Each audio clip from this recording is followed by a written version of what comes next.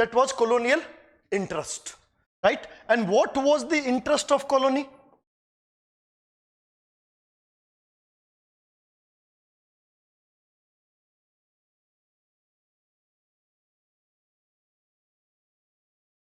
Better governance, right?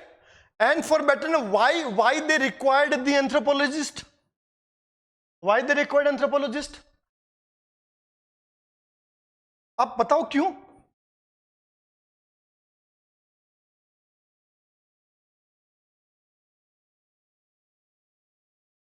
Right? Cultural diversity means presence of different cultures.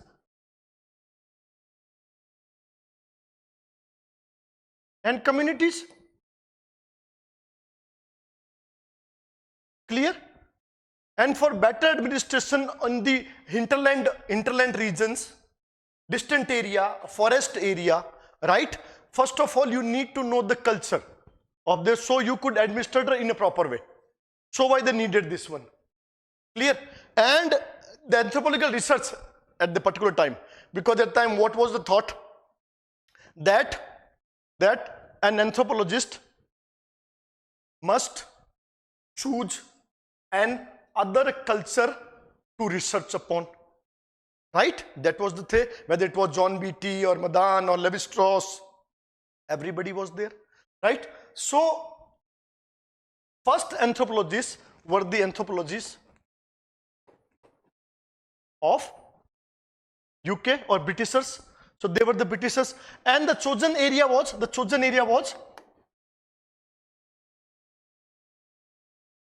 tribals, right? So the foundation of anthropological research in India was led by the British anthropologist, right? And afterwards, Indian anthropologists show interest along with the British anthropologist. We discussed why. We know, as we have discussed, that Britishers have chosen anthropologists, right, to study the other cultures for the better administration. Then why Indian anthropologists studied their own culture? Why? बिल्कुल, तभी तो दोबारा पूछ रहा हूं. Because we have already discussed why Indian anthropologists studied their own culture. Autoethnography. We discussed about autoethnography. Why?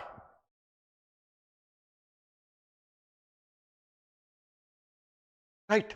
Actually, as the Britishers, the research of Britishers was lacking, right? The Indological approach. Our mythology, our culture aspect, our core thought, right? And second, Indian anthropologists wanted to know about ourselves, who we are, what we are, why the colony, nature of things. So why they have chosen for study their own culture, right? So first page goes to British anthropologist, then in second phase British plus, and third British plus Americans, and fourth the unspecified group, means all. Unspecified means we are not there to specify whether these are Britishers or anthropologists, because now anthropologists came from everywhere, right? So in fourth phase, everywhere. Then we have discussed that in Indian anthropology, the great contributors are S.C. Roy sir, then D.N. Majumdar sir, then L.P. Vidyarthi sir, then M.N. Srinivas sir, Yogendra Singh sir, Indian anthropologist, and Surjit Sinha sir, N.K. Bose sir, right? They all were with there. And in the starting in Britishers who were there, we have Vera Elvin, we have Emmendorf, we have Hudson, we have, right? Then we have Ridgely, right? Ridgely was there, and और कौन है आपके पास? Robert राइटफील्ड American है, of course. In third phase आप उसको मिलेंगे. जितना काम सेकंड फेज तक हुआ है, जितना काम सेकंड फेज तक हुआ है तुम्हारे पास में, हडसन है, विलियम क्रुक्स है, थर्स्टन है, राइट, ये सब कौन है? बोर्डिंग्स है, हॉफमैन है ना। उसके बाद हमने टोडा पे काम किया है, आपके अंडमानीज पे काम हुआ है, आपके चमार्स पे काम हुआ है, किसने किया है? चमार का बैग याद होता है, थैला बनाता है ना, तो ब्रिग्स, राइट, बस ध्यान रखना। एक और है, कौन है? खांसी पे किसने काम किया है? खांसी के गुर्दे खराब है, गुर्दोन ने।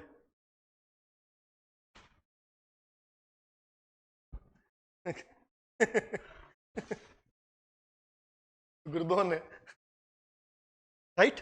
तो now you have a list of Indian anthropologist, और सबसे बड़ा नाम इनमें ऊपर क्या था? Verrier Elwin. वेरियर एल्विन, आपको मालूम है वेरियर एल्विन ने गॉन्ड वुमन से शादी किया था, right. He came in India as a missionary to propagate the idea of Britishers and for the conversion.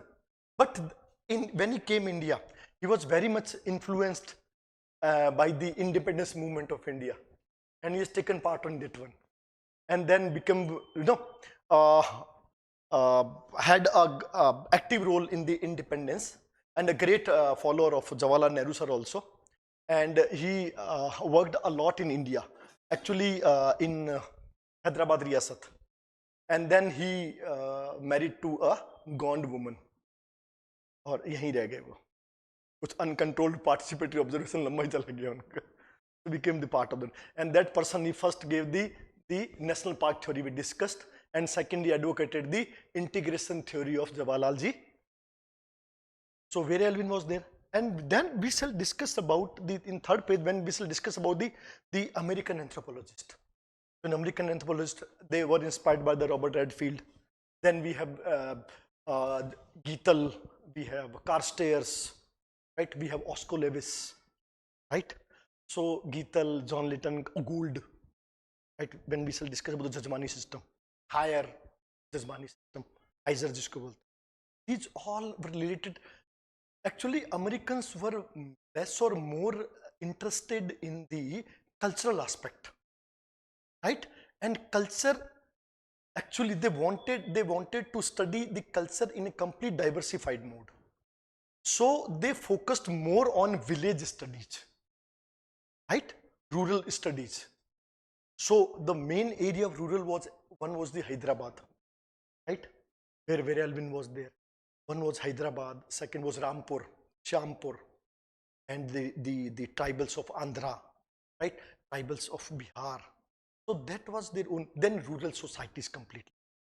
In rural society, the major contribution was made by S.C. Dubey sir, Shyama Chand Dubey sir. Was actually, and Shyama Chand Dubey was, as we discussed, that he mixed the political anthropology, political science with anthropology, the developmental aspects, and American anthropologists actually worked on the system of applied anthropology, because that was the field which were Brinton, J.B. Brinton, the American. So he had the experiment of applied. So they came here in applied form, and basically to know the Indian culture in form of caste, right? Social hierarchy, Jajmani system, dominant caste system. So these all were. So in last page, the main issues were these issues: the social hierarchy and the structure, social structure or culture based on this one, means relations based on these things. So Jajmani system is completely based on caste, then dominant caste system, then tribal caste continuum. So all these things were based on this one only. And tribal caste continuum and folk urban study, right? Then personality structure, national character study, right? Because they all were the Boasians, right? So, and what Boas said, what was the main mantra of Boas? Collect data as much as you can, right? Without data, you cannot make an accurate study. So, D.N. Majumdar, actually, two people were miracle in India. One was S.C. Dubey and second was D.N. Majumdar. They worked on all the field of anthropology except linguistic, socio-cultural, physical, archaeological, everywhere. Developmental, applied, everywhere they worked. Right? So, and because D.N. Majumdar was the disciple of S.C. Roy sir, so work on tribal studies more, then attracted towards the. So we shall have an account of these contributors, क्योंकि एक question पक्का Indian anthropologist देगा. और India में main कौन कौन आता है? एलपी विद्यार्थी, एस.सी. दुबे, उसके बाद में तीसरे कौन आएंगे? डी.एन. मजूमदार. उसके बाद किसी का काम पूछा सकता है, वो है वेरे एल्विन. काफी अच्छा काम है वेरे एल्विन का हमारे यहाँ. हेमंडॉफ, काफी नॉर्थ ईस्ट की टाइप से बहुत अच्छा काम किया उन्होंने. तो ये कुछ लोग हैं जिनके बारे में. रिजले एक्चुअली सेंसस और पॉपुलेशन उसका था the Indian people of India, उसका जो 1901 में जो आया था ना जर्नल, उसका नाम था people of India, and that became the basis of census. तो रिजले का जो क्लासिफिकेशन है, तो उसकी बुक का नाम था, उसका जर्नल का नाम था पीपल ऑफ इंडिया. वो तो उसने पहली बार क्लासिफाइड किया था इन रेशियल कैरेक्टर्स. और उसी जो डी.एन. मजूमदार ने जो डेफिनेशन दिया था, we discuss yesterday also, D N. Majumdar ने बोला था कि race is actually a group of people और members of community which have the same physical characters. Same physical characters. Physical means biological. हमने फिजिकल बायोलॉजिकल को एक दूसरे को इंटरचेंज किया हुआ है. कहां पे किया हुआ है? एंथ्रोपोलॉजी में. फिजिकल और so according to Majumdar, race is a community or group of members which have the similar physical characters, right? Diversified in the population. But उन सबको, it means because they are biological characters, it means they are measurable, right? So on the basis of anthropometry, they made some characters, and on the basis of characters they classified the racial elements in India, right? That how many races are present in India. So for Ridgely or for the D.N. Majumdar, race is a biological character, biological concept rather than socio-cultural concept, right? बाद में we discarded this thing that there is nothing like race in this world. Race नाम का कोई चीज नहीं है. Just a physically किसको presence, because race is actually किस पे बेस्ड है? The adaptation, right? Actually it is the adaptation to the surrounding environment. So ये जो बायोलॉजिकल एडेप्टेशन है, it is not created by the god और itself. तो D N. Majumdar की रेस की वैसे आज भी काफी जन्म मैंने बताया था, it is still valid. And Risley, the classification of Risley was totally based on the work of D N. Majumdar. D N. Majumdar का इसमें काफी काम रहा है, right? So in first phase we have discuss that Majumdar के जी क्या बोलते हैं कि देयर वर 3 डिफरेंट फेजेस. क्या क्या फेजेस बोले उन्होंने? पहला फेज जो था वही यही है, फॉर्मुलेटिव. सेकंड कौन सा कर रहे हैं हम लोग? कंस्ट्रक्टिव. तीसरा कौन सा है? एनालिटिकल. बट उन्होंने नाम दिया critical. So to D N. Majumdar there were 3 phases. पहला फेज कौन सा कहा उन्होंने? The first was formulative. Second क्या था उनका? सेकंड क्या बोला उन्होंने? Constructive. And third was critical. Same as we have already seen in Penniman. Formulative, constructive, convergent, critical, right? तो इनका वही रहा, फॉर्मुलेटिव, कंस्ट्रक्टिव एंड क्रिटिकल. ये कहां खत्म कर दिया था उन्होंने? ये उन्होंने यहां पे खत्म कर दिया था 1911. कब? जब उनका वो आता है, मोनोग्राफ आता है. किनका मोनोग्राफ आता है? हाँ, कौन? The father of Indian anthropology, doctor S C. Roy Burman, क्योंकि वो उनके गुरुजी है, राइट? सेकंड फेज उन्होंने कब बताया? सेकंड फेज कब बता रहे हैं वो? हाँ सॉरी, वो 1919 वाला है. तो वो 1919 तो हमारा है, 1774 टू 1919. ये अलग है, ये इनका 11 था, राइट? इनका सेकंड फेज कब शुरू होता है? कि किस तरफ से क्या किया था उस समय? इन्होंने सेकंड फेज की स्थापना कब की थी? फर्स्ट फेज इन्होंने सेकंड फेज कब शुरू किया था? जब वो आया था. और थर्ड कब किया था? लाहौर कांग्रेस सेशन. 38 से, तो ये इसको ले रहे हैं 38 से, पहला 9/11, दूसरा 12 to 38 और तीसरा 39 से लेकर आज तक। वो हमारा, वो विद्यार्थी सरकार, दुबे सरकार इनका मिक्सअप दे रहा है। ये मैं सिर्फ मजूमदार जी का बता रहा हूं, इसमें हम काम नहीं कर रहे हैं। जब हम आंसर देंगे ना, when we shall discuss if there is a question about the growth of Indian anthropology in India, so we shall write कैसे कि first why Indian anthropology developed in India, why so due to the colonial interest for the betterment of the governance. So first Britishers came in, British anthropologists came in India to study the culture of India and especially the tribal culture, because it was very difficult to administer the tribals due to their distinct culture from the mainstream.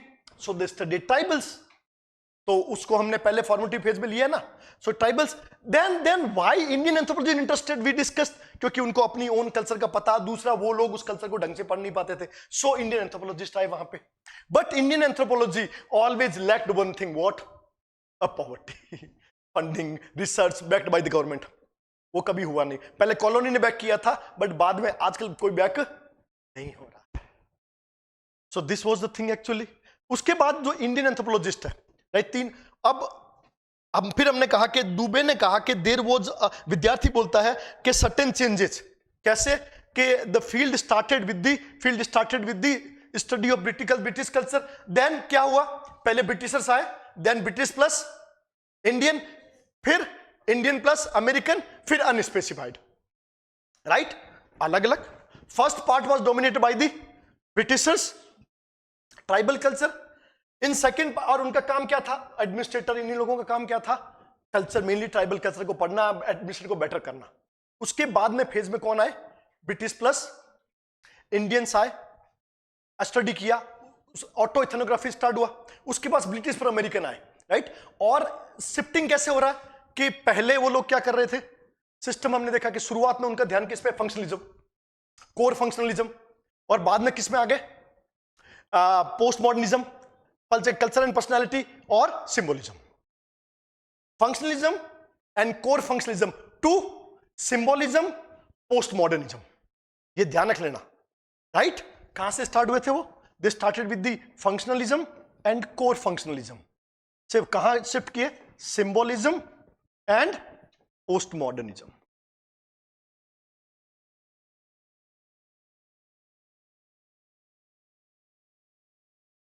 तो यहां पहले आपको DF भी मिलेगा, यानी डिफ्यूजनिज्म भी था. Right, तो फंक्शनलिज्म डिफ्यूजनिज्म से किधर आ गए? Symbolism and functionalism. Core functionalism diffusionism से कहां पर आ गए? Symbolism and. ये बोल रहे हैं कौन? विद्यार्थी सर. कौन बोल रहे हैं? एलपी विद्यार्थी सर. और ये कौन बोल रहे हैं? Majumdar sir. Because as we discussed that everybody has given their own account about the different phrases, चाहे वो विद्यार्थी जी रहे हो, एन के बोस सर रहे हो, मजूमदार सर रहे हो, सुरजीत सिन्हा सर रहे हो, सबने दिया था. तो मजूमदार जो मेन में हमने ले लिया, किसका ले लिया? मजूमदार जी का और विद्यार्थी जी का. राइट, उसके बाद हमने कहा कि 3 फेजेज है. Right, in accepted form there are 3 phases. The first phase is called as formative phase. What was the theme of formative phase? Tribal studies. Right, तो हमने शुरू में 2 क्वेश्चन किए थे. Who had studied British anthropology? Who were studied tribals? Right? How were studied diffusionism? Right? Diffusionism लेकर आए वो, historical particularism लेकर आ रहे हैं, क्योंकि एथनोसेंट्रिसिज्म है, तो इवोल्यूशनरी आगे. जैसे हम एथनोसेंट्रिसिज्म की बात करेंगे, 2 लोग आएंगे. कौन कौन? Evo and diffu. Evo and diffu. जैसे ही फील्ड ट्रेडिशन आएगा तो कौन आ जाएंगे? फंक्शनलिज्म. राइट, तो अभी ये शुरुआत किसको लेकर आ रहे हैं? इवो एंड डिफ्यूजनिज्म को लेकर आ रहे हैं. ये क्या आ रहे हैं? ट्राइबल स्टडी कर रहे हो. अब इस वो the phase was from 1774 to 1919. Right, आप कर रहे हो कि establishment of Asiatic Society of Bengal. तो पहले उसका जर्नल आता है, उसके बाद में किसका जर्नल आता है? बंगाल एंड बिहार. उसके बाद में एंथ्रोपोलॉजिकल एंटिक्वेरी 1815. उसके बाद फाइनली आता है, क्या आता है? बाई रिजले 901 में क्या आता है? People of India, the people of India. तो this time it was called that the whole research और study was based on anthropological thought called as ethnocentrism. But Haimendorf discarded it. to Emmendorf, there were various anthropologists which did not have this mentality of ethnocentrism. Rather, they worked according to Indian thought or culture, right? But afterwards, there were some missionaries who contributed in terms of travels, accounts, diaries.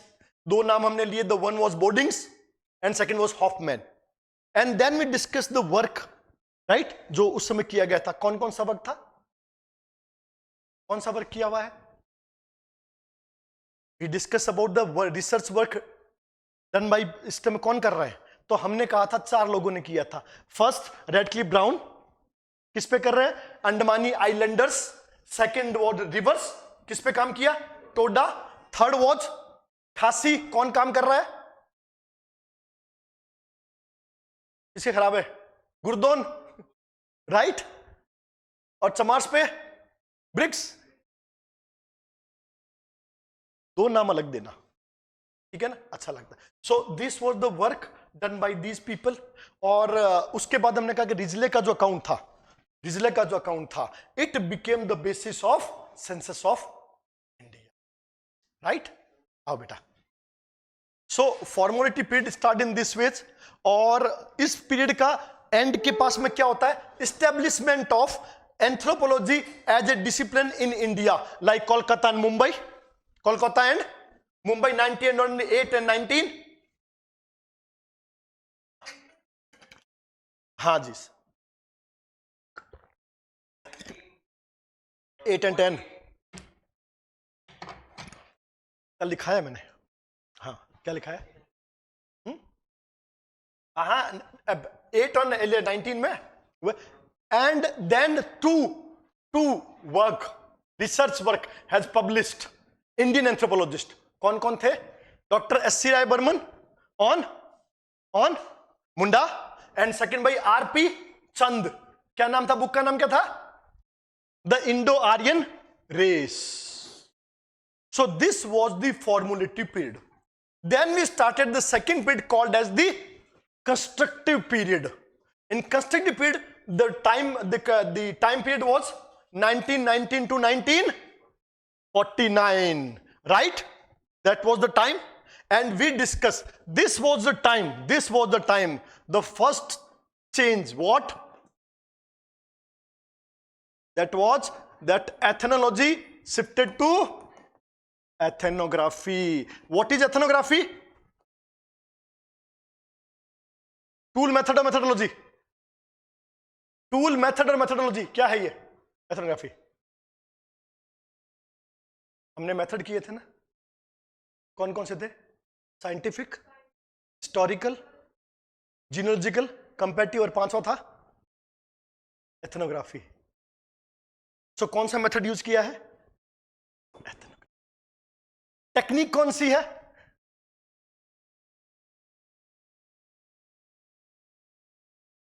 Tool कौन से field work के अंदर?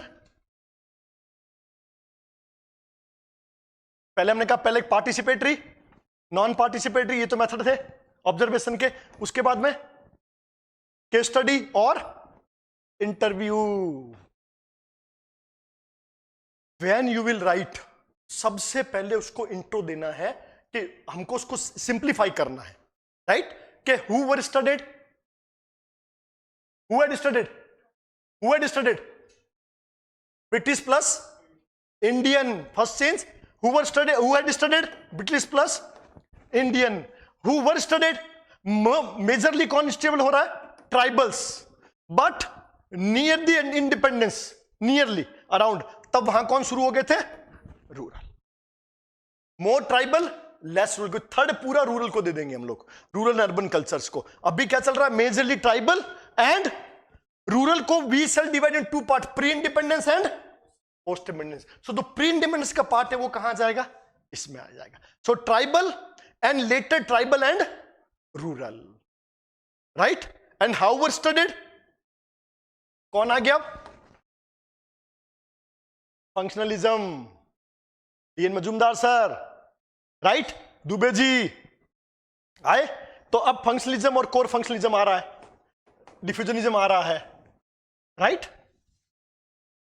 Style आ गया तुम्हारा. Methodology, methods, right? Field work technique, ये सारा second phase का हमारा इंपॉर्टेंट थीम बना है। एथनोग्राफी मैंने आपको बताया था ना, आप देखो उसके अंदर 5 मैंने कहा था एथनोग्राफी है, 5 मेथड, देखो उसके अंदर लिखा हुआ है मेरा एथनोग्राफी अलग से 2 बार लिखाया था मैंने आपको। जब सेकंड टाइम हम मेथड कर रहे थे तो मैंने बताया था there were 5 method, scientific, genealogical, comparative, historical and ethnography. Study of a particular culture is called ethnography. लिखा है कहीं? लिखा है ना एथनोग्राफी? 5 लिखा है मैंने। Ethnography is a method, method क्या है? Study of a particular culture, right, this was. तो ये हमारा शिफ्टिंग आ रहा है इधर, ये हमारा बेस बना। अब बेस में लिखो, अब इसमें कौन कौन से मेन एंथ्रोपोलॉजिस्ट हमारे पास में है।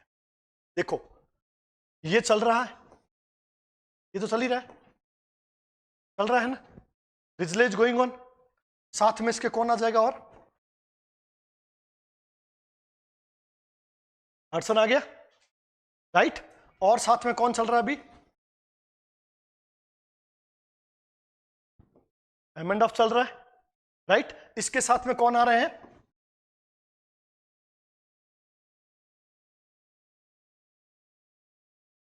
इंडियन एंथ्रोपोलॉजिस्ट आने शुरू हो गए। कहां से स्टार्ट हुए हम लोग?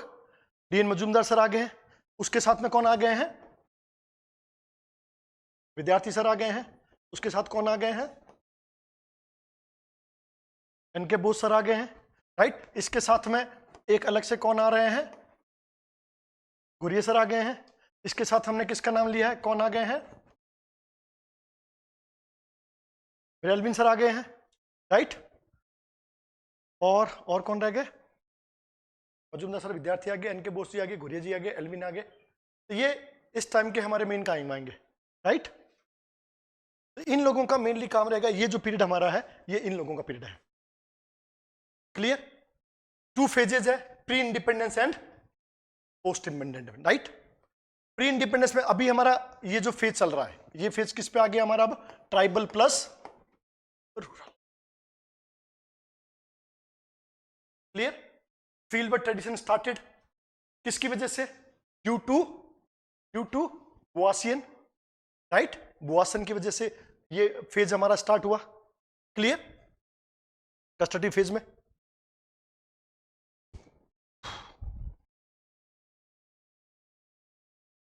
देन वी हैव स्टार्टेड कि इस समय सबसे पहले काम किसका किया? हमने 3 जगह दिया था। किस किस पे काम हुआ है? नाम लिखा ना, गारो, नागा और लाओत्से नागा, लात्सो नागा। किस किसने काम किया? Hudson, Hudson. तीसरा कौन है? One was the Hudson, Naga पे काम किया, एक गारो पे काम किया, और लाओ नागा पे किसने काम किया है? JP mills, JP. तो एक नाम और डाल दो,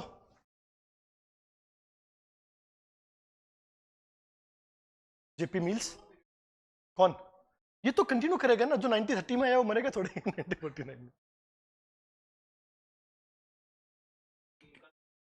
हाँ, रिजल्ट चलता रहेगा ना, क्लासिफिकेशन रेस आ जाएगा ना, नई बुक आ गई, क्लासिफिकेशन ऑफ रेस आ गया, राइट। और इस फेज में वो भी तो आएंगे।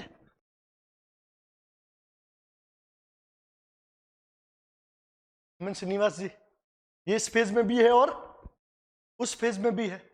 Cast and marriage in Indian family तो इस फेज में आ जाएंगे, और कुर्ग में जो उन्होंने काम किया वो उस फेज में आ जाएगा, right.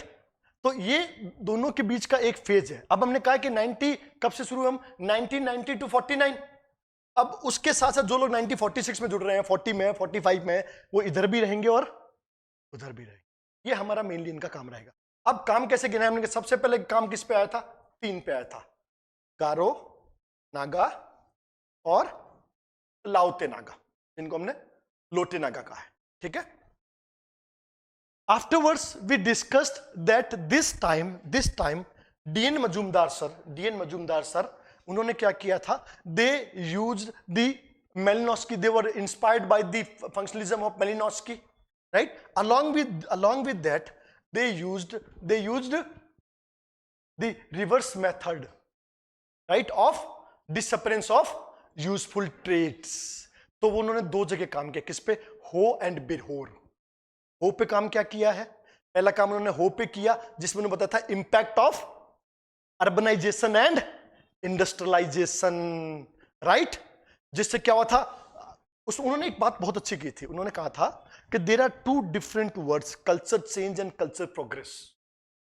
Culture change and culture progress. And what happens, the impact, when anything impact the tribal culture, in impact in two way, progressive and regressive. Progressive and regressive. It leads to project, it leads to progress, but in that progress, right, it regrets in some elements, as we discuss in Birhor, the peripheral market, right. Due to the impact of industrialization, modernization, actually these market disappeared, right. These market disappeared, and for the tribal, markets are not the center of economy, they are the center of socio-cultural relations. So in this term, right, who was badly affected? Socio-cultural relations in terms of progress. So in this term, they tried to explain the thought of rivers in terms of disappearance of useful trades. With that, Hammondorf, Vidyarthi, and Dean Majumdar, they studied on the youth dormitories, right, of Gonds, and the same thing they told, that due to the impact of the industrialization, urbanization, youth dormitories are disappearing, right. So the change in culture and progress, both are different phenomena. Change can be regressive, right. Progress is there, culture progress there, but change can be regressive also. So we discussed that the work of D.N. Majumdar, Hammondorf, Vidyarthi. Vidyarthi is a proper, Vidyarthi was a proper tribal anthropologist. Proper tribal anthropologist. Vidyarthi sir. Paler, right? So here D.N. Majumdar work on Ho, then he work on Birhor, he work on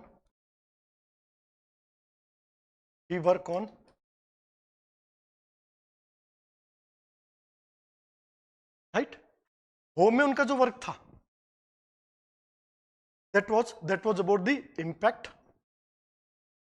based on functionalism. Functionalism उन्होंने क्या था, as we discussed, the mark MARC. Mark, what was mark? Man, area, resource, cooperation, right. To him, to D.N. Majumdar, to him, culture present to satisfy the need of individual. That was man. They live in a specific area, they have resources and cooperation for the resources. पर एक भी disturb हुआ, system disturb हो जाए. So Majumdar sir, Hammondorf work on Northeast tribes, right. Vidyarthi works on which one? Maler, right. These three work on that one. So first, and they three worked on all together. Gone में किस पे काम किया इन्होंने, किस चीज पे? Youth डॉर्मेंटरीज. इनका बिरहोर पे काम क्या है? Peripheral market. हो पे इंपैक्ट. क्लियर. और इस पे काम करके इन्होंने क्या निकाला था? MARC, right. और इन्होंने मालेर पे भी काम किया हुआ है, राइट. किस पे काम किया हुआ है? मालेर पे भी इसने भी किया. और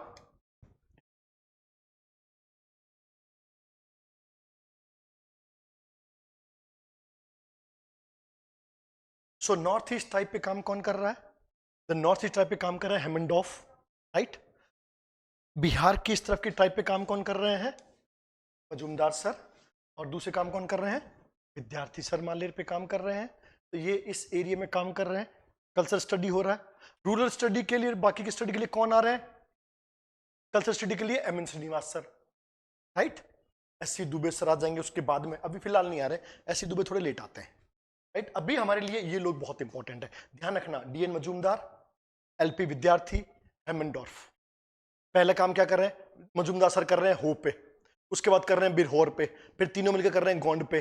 नॉर्थ ईस्ट पे क्या कर रहे हैं? हेमनडॉर्फ ने नॉर्थ ईस्ट पे क्या बताया था? इंपैक्ट ऑफ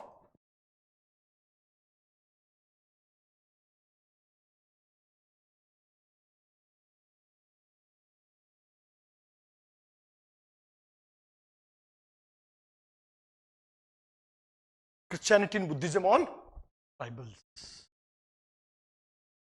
सेम चीज बता रहे हैं, क्या बता रहे हैं? Disappearance of useful trades. उस समय का सबसे बड़ा नारा वही था, disappearance of useful trades. Diffusionism. तो culture, what is culture? Functionalism का एस्पेक्ट क्या है?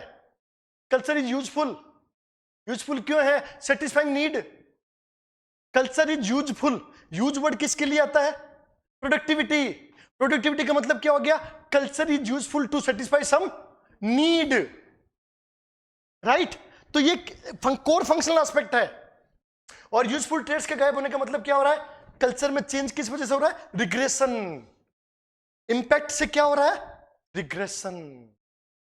वो में हो रहा है, एथेनोसाइड हो रहा है, लूजिंग देयर कल्चर आइडेंटिटी हो रहा है ना।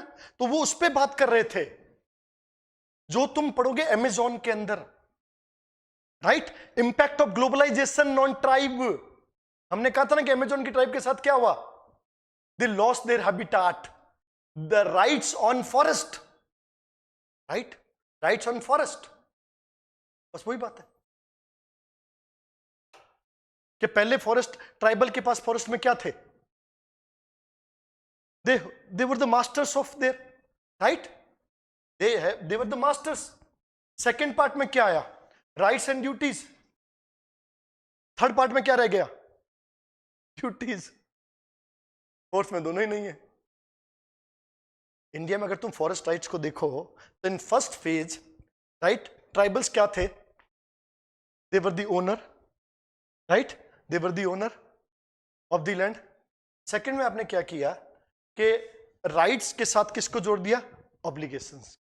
कि you have some rights. Rights किस फॉर्म में? Because you are living here, so you can collect the minor products, right, that is yours, but you can not do this, right. तो rights with duties. Third part में क्या रह गई? Duties. Fourth part में तो तुम उसके part हो ही नहीं। सो दैट, इसको क्या कहोगे? डेवलपमेंट है कि रिग्रेशन है, राइट। अब आपको, आपके लिए फॉरेस्ट राइट एक्ट बना है, उस एक्ट में आपको किया गया है कि आपको वो बताना पड़ेगा कि आपके क्या एग्रीमेंट है, आप वहां रह रहे हो, उसका आपको प्रमाण देना पड़ेगा। कहां से लाओगे? फॉरेस्ट के पट्टे बनते हैं क्या? नहीं। कल अमेंडमेंट एक्ट पढ़ा था फॉरेस्ट वाला, पढ़ना एक बार, आपको पता लग जाएगा फॉरेस्ट राइट्स के साथ क्या हो रहा है ट्राइबल्स के।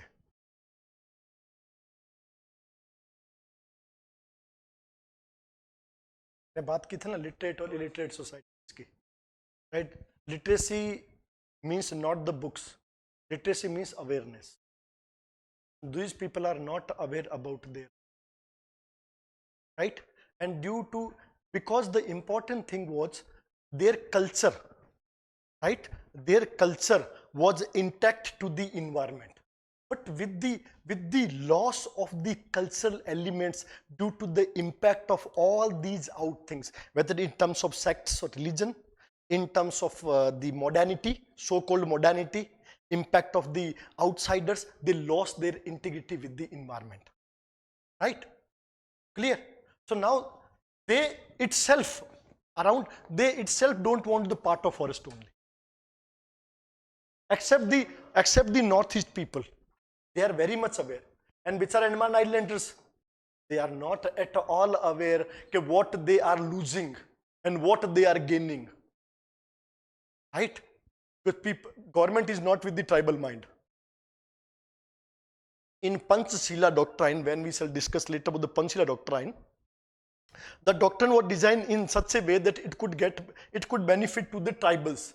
Like the first clause was that tribal holds all the rights on their land and forest.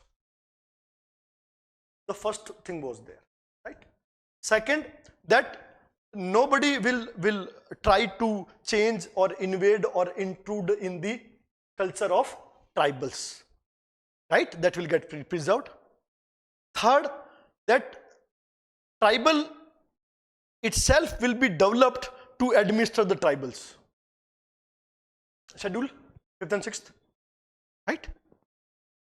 Fourth was that government will try to escape or try to prevent the over administration over the tribals,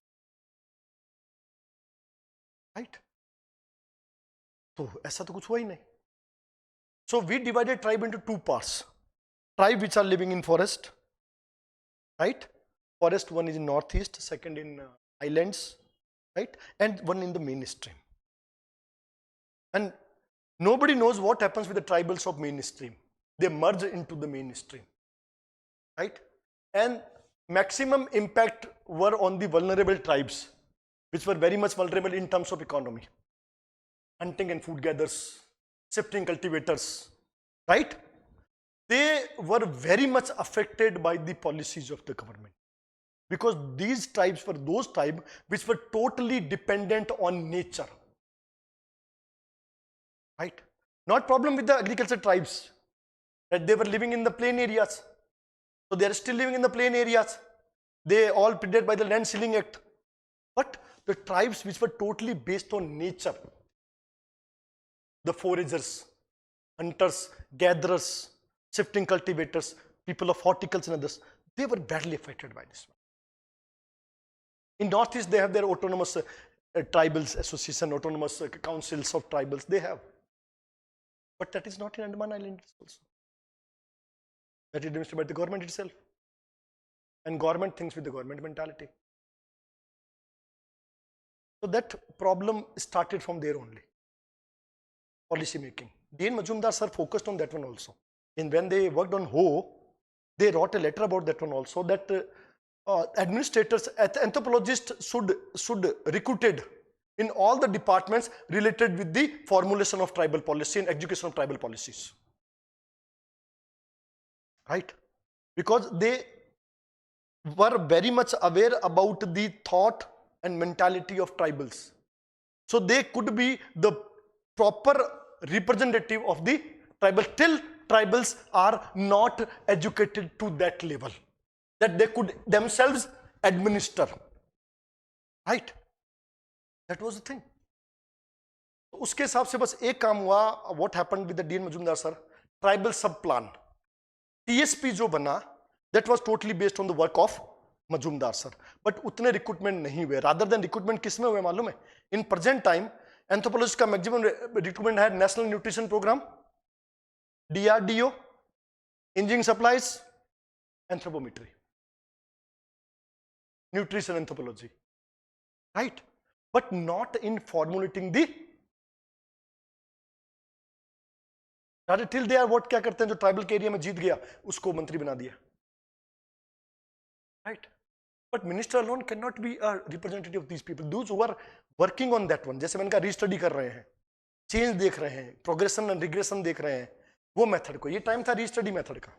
इस time उन्होंने रीस्टडी method को खूब use किया था. Why so? To see the change.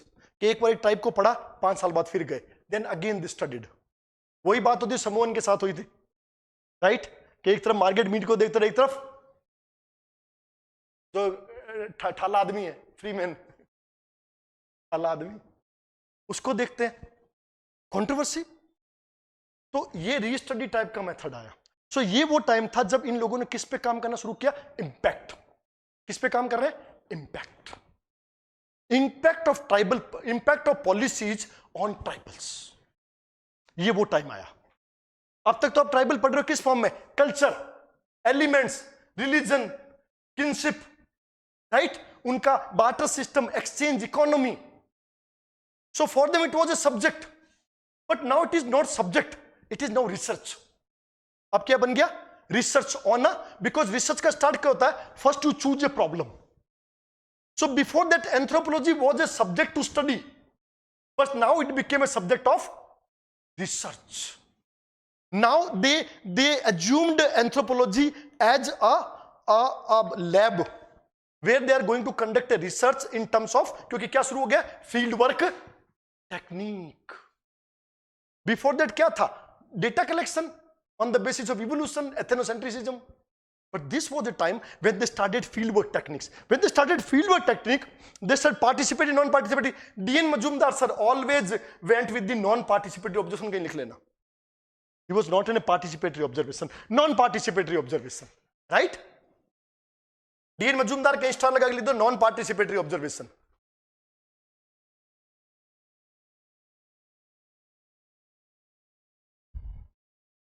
Non-participatory observation.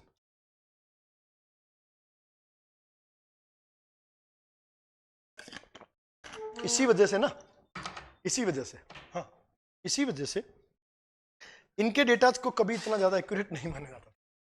Non participatory observer. तो हमने हमेशा बात कही है कि ऑब्जेक्टिविटी होगी but accuracy. Participatory observation, accuracy होगी बट सब्जेक्टिविटी. ये दो एक थोड़ा चेंज है. तो इनमें ऑब्जेक्टिविटी है, very much not affected by the emotions, but accuracy जो किसके पास थी? विद्यार्थी के पास.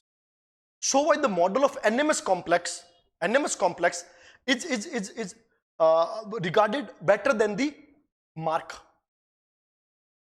right? So mark से ज्यादा नेचर मैन स्पिरिट कॉम्प्लेक्स को वैलिड माना गया है for the study of tribals.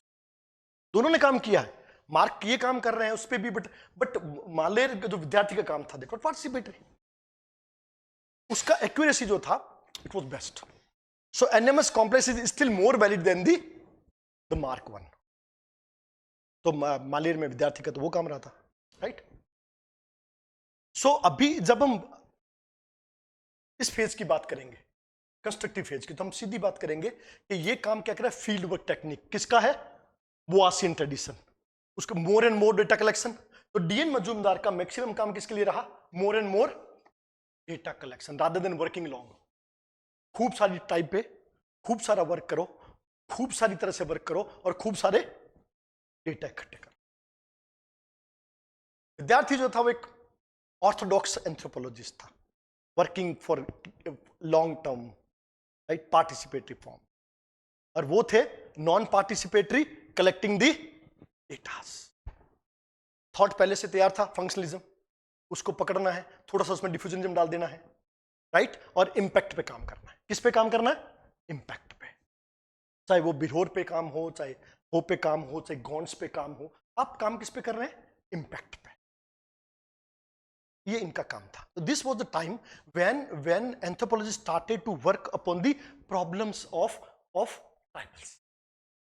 How the modernity, modern technology, right, modern tools are affecting the tribal life, tribal culture, tribal people, their area, the nature man spirit complex, the mark man area resource cooperation.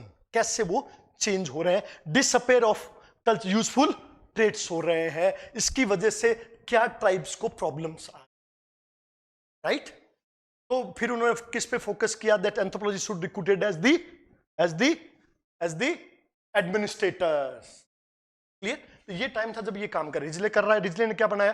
Population racial classification on the basis of किसके work पे? एक तरफ हमारा ये चल रहा है काम, नॉर्थ ईस्ट ट्राइब वाइज सब काम. दूसरी तरफ क्या हो रहा है? हमने बात की थी a new discussion about the tribal policies, कि ट्राइबल को कैसे रखा जाए ताकि उनकी कल्चर भी रिजर्व रहे. दो वर्ड आ रहे थे. एक तरफ क्या रहा था?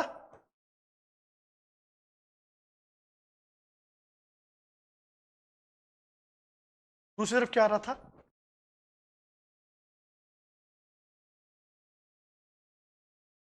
ये बहस थी about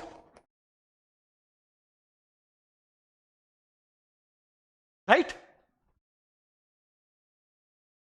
preservation of culture along with the development of tribals. दोनों दोनों बात चल रही है. अब ये कैसे किया जाए? So different people, different thought. First thought was given by Verrier Alvin.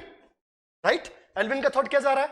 National park theory, that the culture of tribals are very distinct in nature than the mainstream culture, very sensitive to their area, so these cultures should be preserved,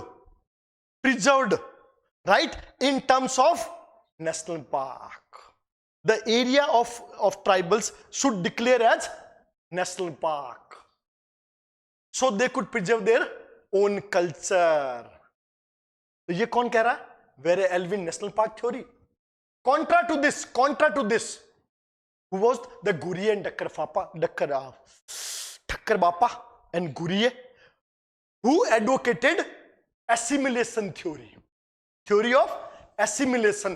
to them tribals are the part of the much larger group of India, the Hindu society, Hindu community, right? So now it is time to assimilate those people into the mainstream culture, so they could develop along with the mainstream.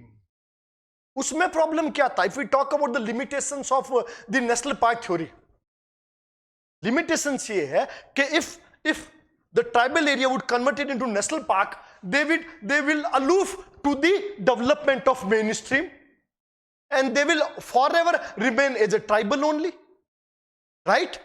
So with the course of time, if they are not with the development, a day they will extinct. Clear?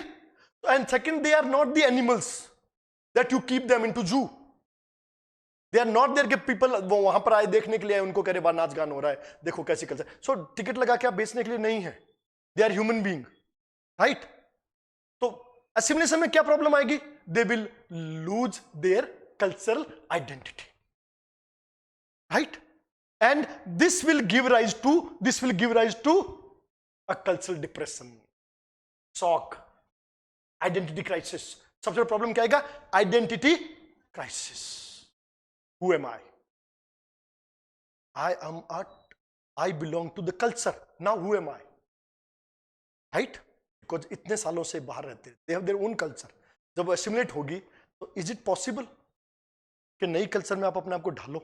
If you are going to America, वहां जाकर भी यहीं के culture के त्योहार मनाते हो. अब जाके देख लो मिनी अमेरिका में मिनी इंडिया बसा हुआ है. इधर ब्रिटेन और अमेरिका, वहां मिनी इंडिया बसे हुए हैं.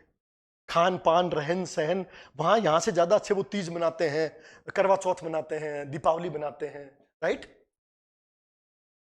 Why? Because losing culture means losing identity.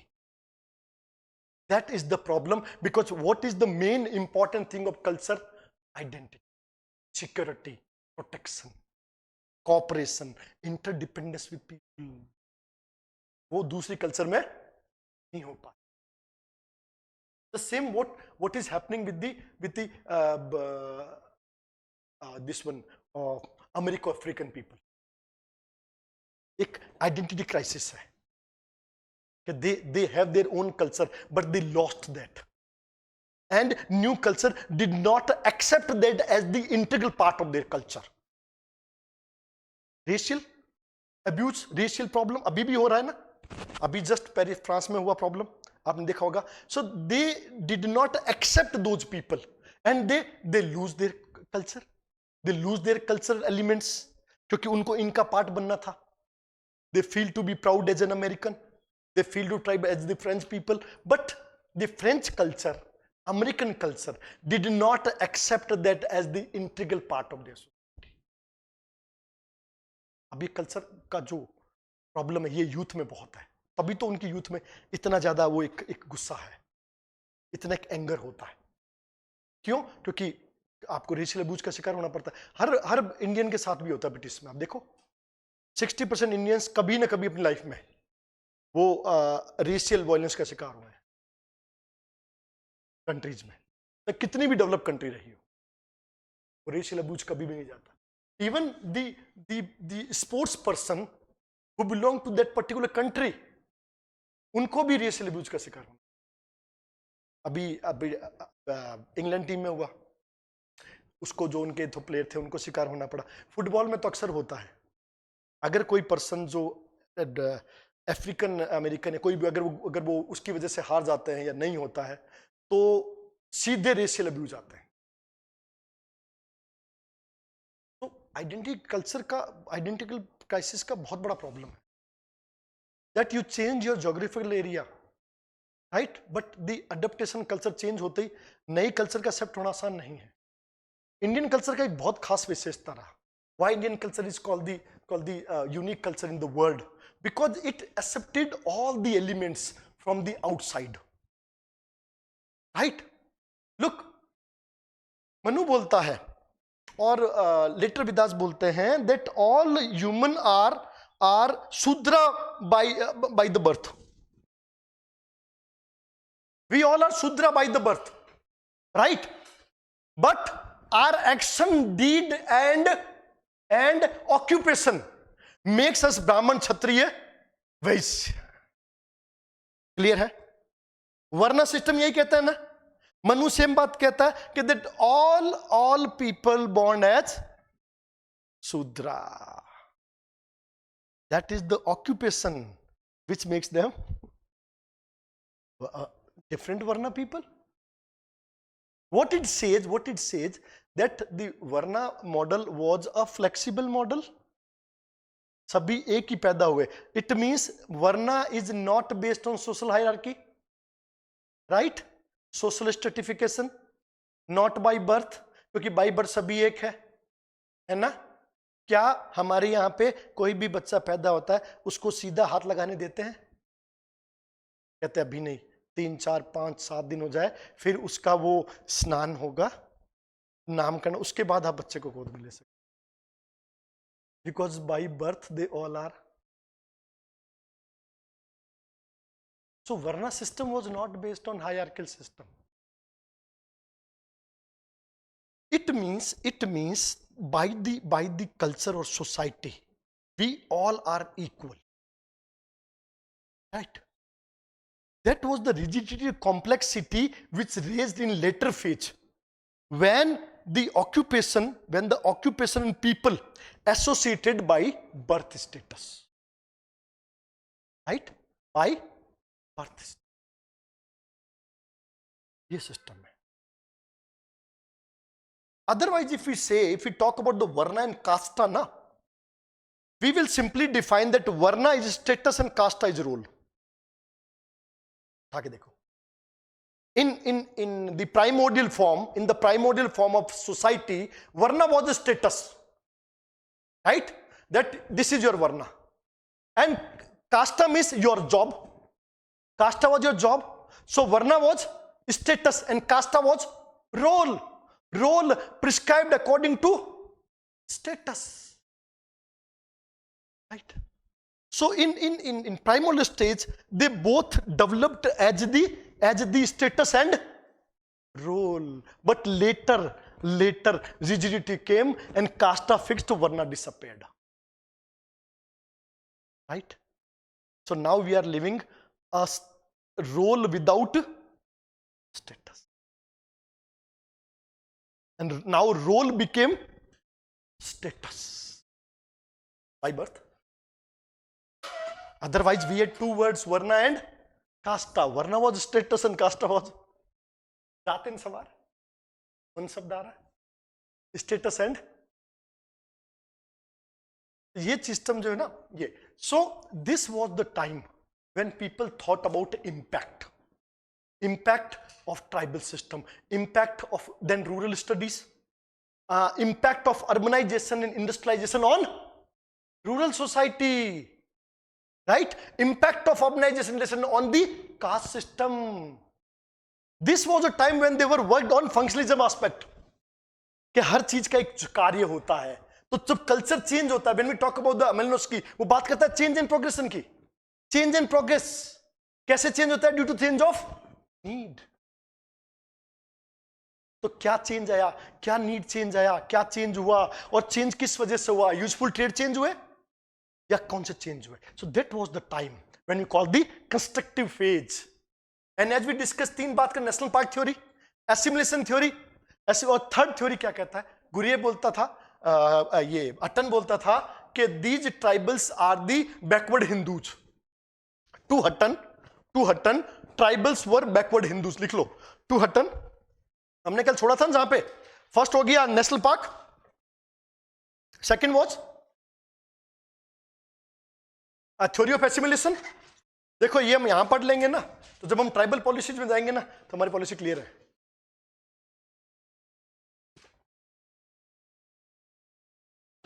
Right? Hutton, to Hutton HUTTON Hutton, tribes were backward Hindus, right? So they should included to the mainstream of Hindu society now. So they should included to the mainstream of Hindu societies. फिर भी simulation आ गया।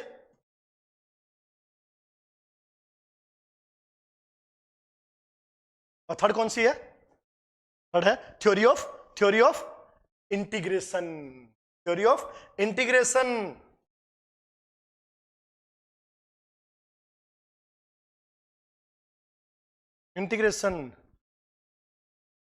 led by Nehruji and Warrior Alvin.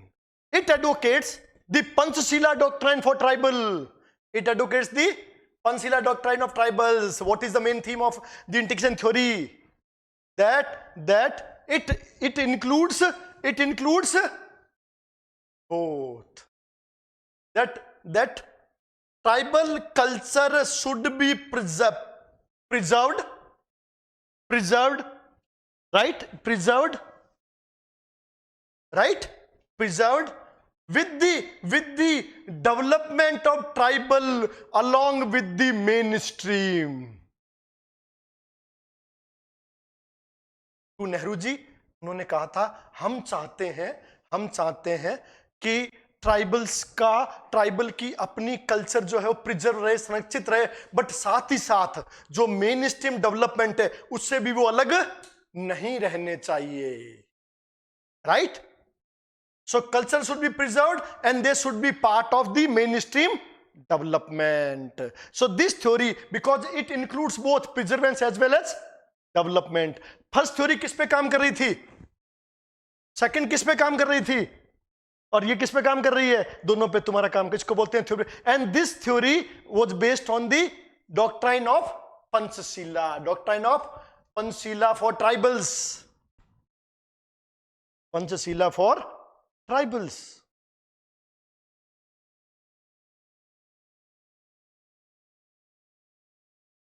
उसको short form में एक लिख लो. First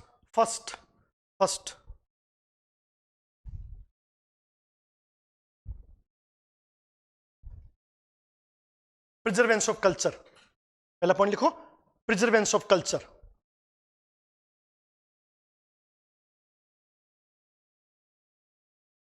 हो गया पहला पॉइंट उनका. Right? Rights. Second, rights on land and forest. Rights on resources. Right? Third self administration.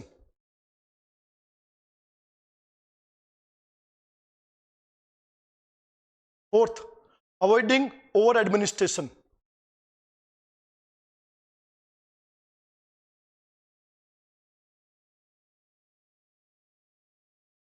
Right? और फिफ्थ क्या हो गया? डेवलपमेंट. हो गया? ये पंचशीला है.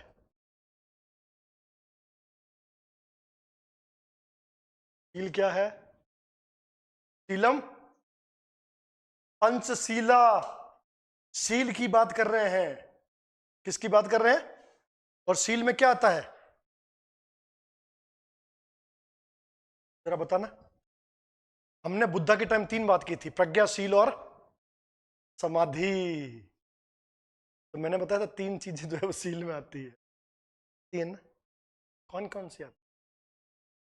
आपका लाइवलीहुड, पहला आपका स्पीच, मनसा वाचा कर्मणा, ये तीनों किसके पार्ट है? शीलम। याद रखना, यूपीएससी की वॉल पे लिखा हुआ है ये, शीलम परम भूषणम, ये उसी की वॉल है, मैंने उसी की वॉल को उठाया है। शीलम परम भूषणम, शीलम is by your mind, by your speech and by your action, तीनों जो है that all should be ethical, right, उसको शील बोलते हैं। मनसा वाचा करना, तीनों एथिकल होने चाहिए। मन में गलत सोचा तो भी गलत है, वचन से बोला तो भी गलत है, और कर्म किया तो भी। इसीलिए the non violence concept of Jainism based on शीला, मनसा वाचा कर्मणा, राइट, तीनों जगह प्रॉब्लम है। सो हो गए तीनों ट्राइबल्स, ये है पंचशीला, ठीक है, ट्राइबल पॉलिसी तुम्हारी बन गई। अब उसके बाद we discuss that they started with the field work technique. अब कुछ वर्क उस समय हमने इसके बाद लिख लो, विद्यार्थी का लिख लिया, Vidyarthi worked on Maler and developed NMS complex, Vidyarthi worked on Maler, Vidyarthi worked on Maler and develop NMS complex. NMS समझ गए ना, nature man spirit complex.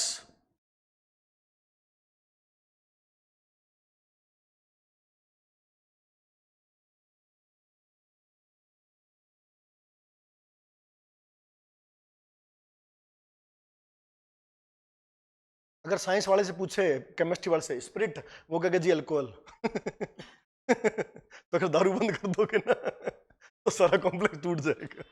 So it is not spirit, it is that spirit, the आत्मा है, राइट। तो nature man spirit complex.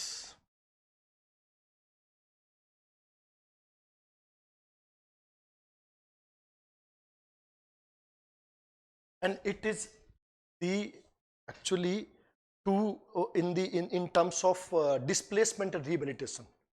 The rehabilitation of tribals is totally based on this system, right? When tribals are displaced for the developmental projects, this complex should be considered by the administrator to rehabilitate them into a newer area. Clear?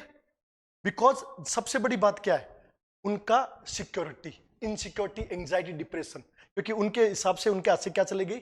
Spirit. वो किसको खो गए? तो बन खाली कौन रह गया? मैन। तो यहां से गया, चलो ये तो आप उसको वापस कर दोगे इकोनॉमी के फॉर्म में, ये कहां से लाओगे?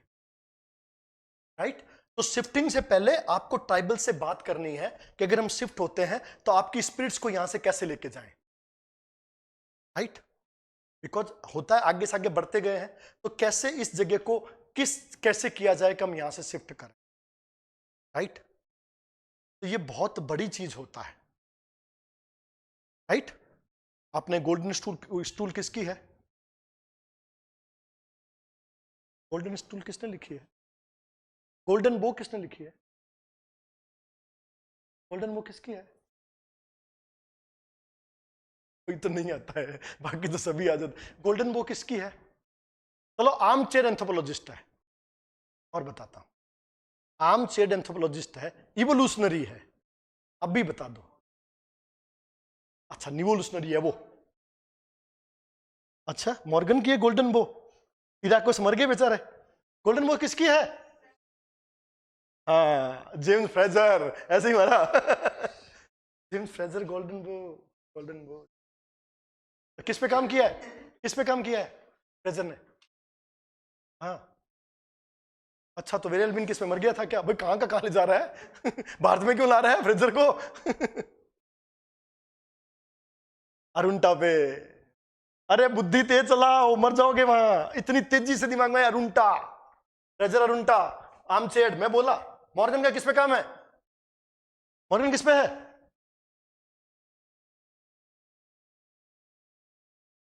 तुम मेरे नाम को बढ़िया गाड़ के आओगे 6 फुट नीचे। अरे इराक्वस, लीग ऑफ इराक्वस इंडियंस। मैंने क्रो वहां तो पूछा नहीं तुमसे कि क्रो पे किसने काम किया है। जब यही हालत है तो आगे क्या रहेगा तुम्हारा? तुम्हें 2 पता, इवांस पिचार्ड और और और मेल फोर्टिस, बस ये 2 लोग तुम्हें पता है। तीसरा रिवर स्टोडा, चौथा अंडमानी आइलैंडर्स, ठीक है। 4 कैथरीन गफ नैयर, ये 4-5 लोग तुम्हें पता है, बाकी का तो खुदा ही मिला है तुम्हारा। सही बात है ना? बताओ रेडक्लिफ ब्राउन ने किस पे काम किया था? पता है? मेलिनोस्की ने किया है, वो पता है किस पे किया था? Very good. गिट्स ने किस पे किया है?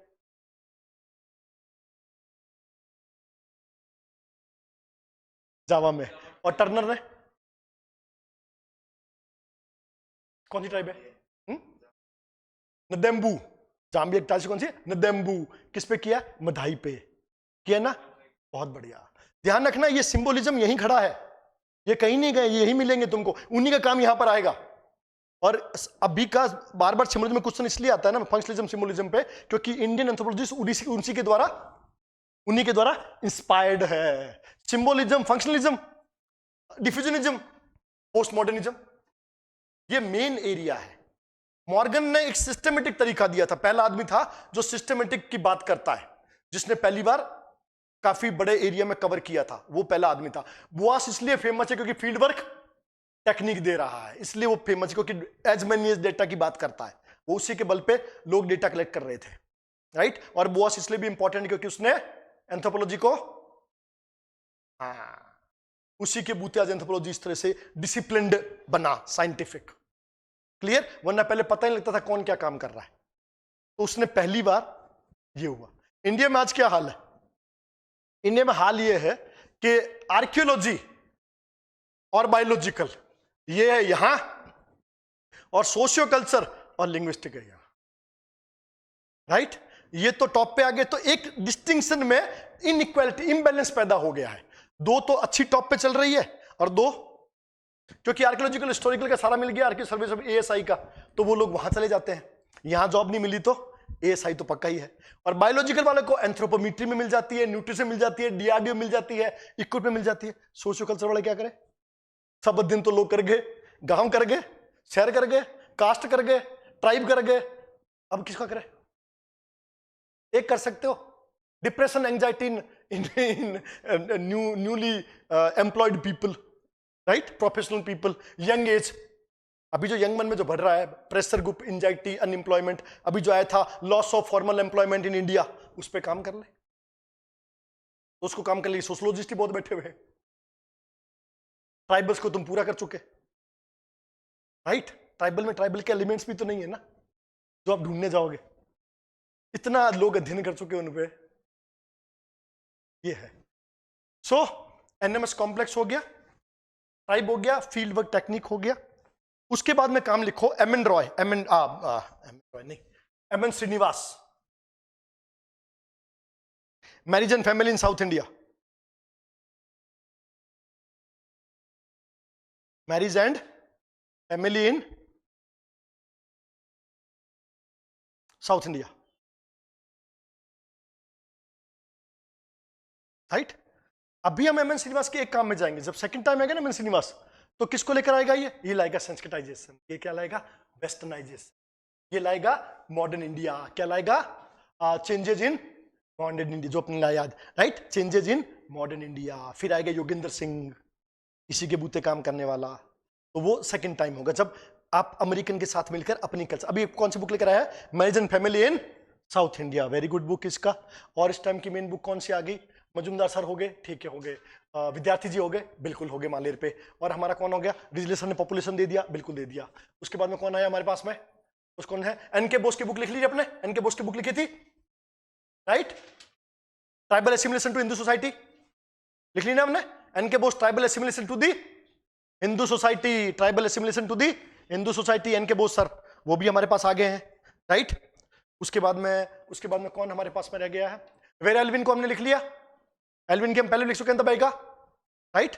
एल्विन का हम लिख चुके हैं, और इस समय मोनकन हेमनडॉर्फ ने नॉर्थ ईस्ट पे काम कर लिया, impact of Islam, Buddhism and Christianity, उसका काम आ गया अपने पास में। और इस समय में कौन काम कर रहा है, वेरे एल्विन हो गया, और एन के बोस हो गया, एलपी विद्यार्थी सर हो गए, दुबे जी का काम अभी बड़ा नहीं आएगा, और फॉर्मेटिव पीरियड हो गया, फीडबैक टेक्निक आ गई हमारे पास में, टेक्निक पे काम भी हो गया है, ठीक है। तो ये हमारा हो गया, ये हमारा हो गया सेकंड फेज। कौन सा हो गया, कंस्ट्रक्टिव। अब तीसरा फेज लिखो, analytical, analytical, analytical phase, right.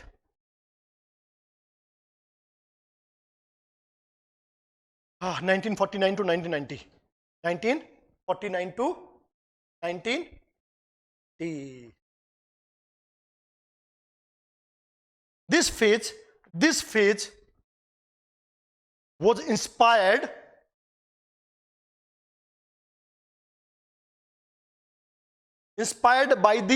by the study of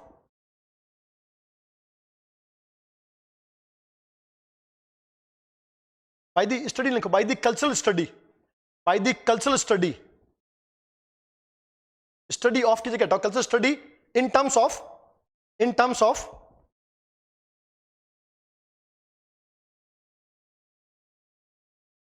cultural personality school,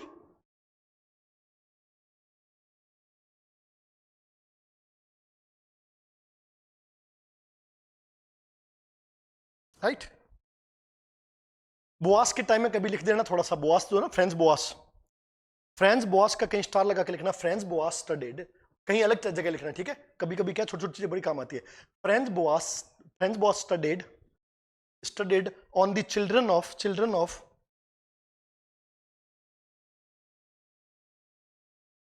migrant Japanese and of American societies in comparative form। Japanese जो माइग्रेंट्स आए थे ना, उनके चिल्ड्रन ऑफ जापानी migrant and American society in comparative method.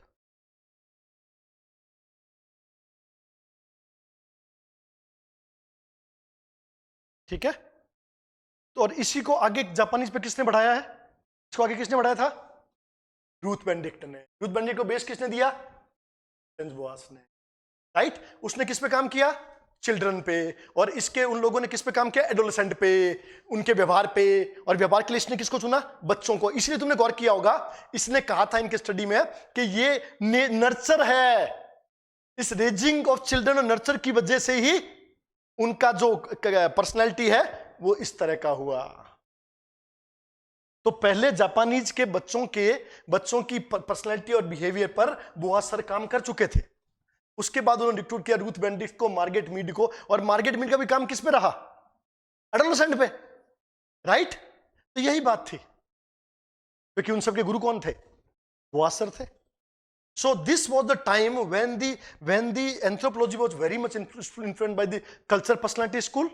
Second, folk urban continuum, Robert Redfield, folk urban continuum, या study जिसको बोलते हैं, फोक अर्बन स्टडी करो, फोक डैश अर्बन कंटिन्यूम का आगे लिख दो स्टडी, ब्रैकेट में स्टडी, और ब्रैकेट में लिखो Robert Redfield.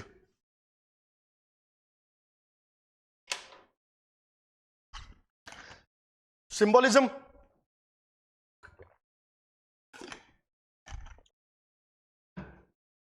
And post modernism.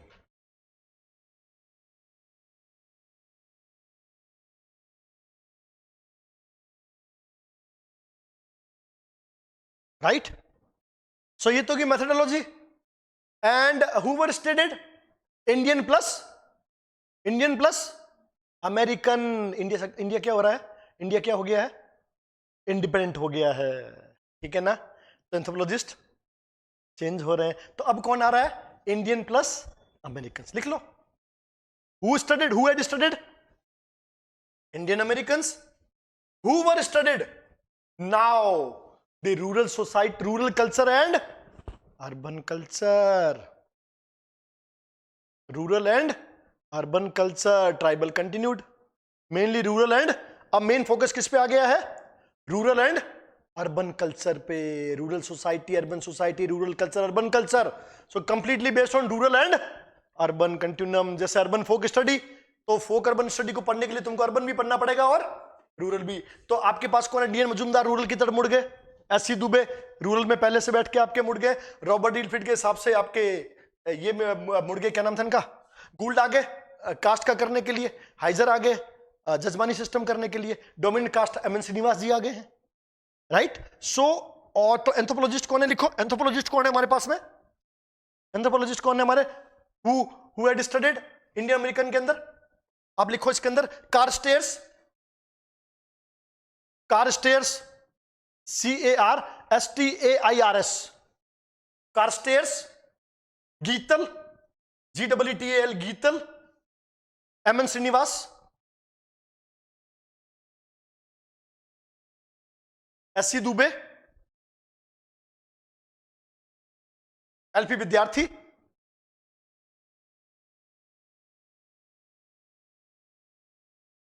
Right, Yogendra Singh,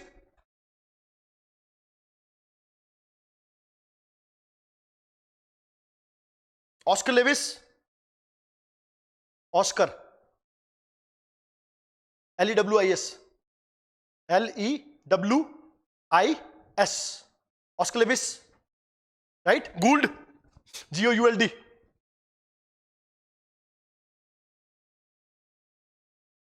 हाइजर, नाम तो सुना होगा, हाइजर का नाम सुना है ना, Wilson Wiser, since appeared on the earth, वो तो जैकब स्टर्न थे। विल्सन हाइजर ने जो एप्लीकेशन किसकी दी थी definition? Economic anthropology, Wilson Wiser थे। और हाँ नहीं, उनके अलावा भी उन्होंने डेफिनेशन दी थी, उनकी फैमिली में भी एंथ्रोपोलॉजी डेफिनेशन है विल्सन हाइजर की, निकाल के पढ़ना, ठीक है। तो हाइजर आ गया, तो अभी हमारे पास में गूल्ड है, ये इंडियन अमेरिकन एंथ्रोपोलॉजिस्ट है, राइट, गूल्ड आ गया, और गुरिया साहब तो पहले से बैठे हुए हैं हमारे पास में, एनके बोस जी चल ही रहे हैं, मजूमदार सर जो है वो गोइंग ऑन चल ही रहे हैं, सुरजीत सिन्हा जी आगे आएंगे, ये हमारे इस टाइम के मेन लोग हैं, ठीक है। अब ये पीरियड है किसका? पीरियड का नाम हमने क्या दिया है एनालिटिकल में? तो किसका जोर पड़ेगा? कौन जोर खाएंगे? Symbolism and post, right. Word को ध्यान रखो, वर्ड क्या है? जब मैं वर्ड कंस्ट्रक्ट यूज करता हूं तो मैं किसको याद करूं? कल्चर कंस्ट्रक्ट कौन बोलता है? हाँ, तो मैं किसको याद करूं? Very good. जैसे मैं एनालिटिकल बोलता हूं मैं किसको याद करूं? और कल्चर पर्सनालिटी। समझ में आ गया कि एनालिसिस कौन कर रहा है? क्लियर? ये एनालिटिकल लोग हैं। तो अब जितनी भी स्टडी होगी उनके पीछे बेस कौन होगा? सिंबोलिज्म वाले लोग होंगे, कल्चर पर्सनालिटी वाले लोग होंगे, उसके बाद में पोस्ट मॉडर्निज्म वाले लोग होंगे। तो ये टाइम इन लोगों का आ गया, तो किसका नाम क्या दे दिया हमने? Analytical period. So what ever work is already done by the anthropologist, post modernist क्या करेंगे? उनका इंटरप्रिटेशन करेंगे दो तरीके से। कौन कौन से?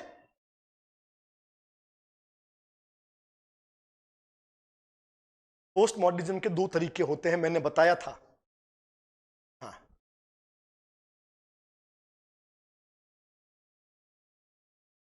एक को स्केपिटिज्म कहते हैं और एक को अफर्मेटिव कहते हैं ना भाई, याद रखो।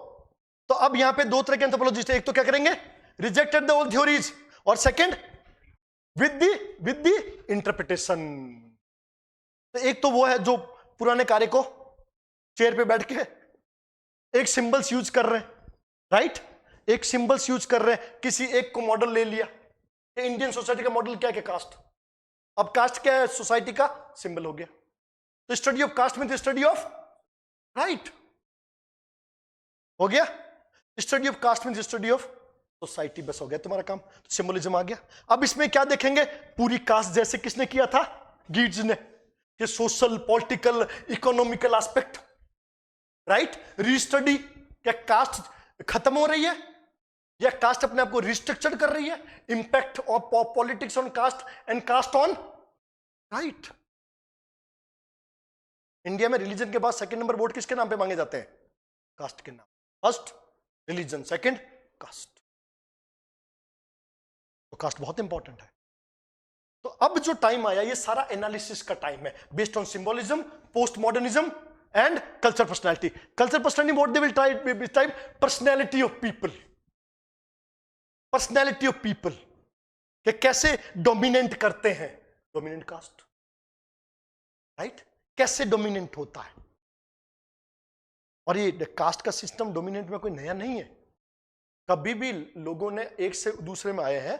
तो आप देखो कि वो पूरे के पूरे सिस्टम उठ के आया। जब कास्ट सिस्टम बना था तो क्या एक आदमी अपनी कास्ट चेंज करता था?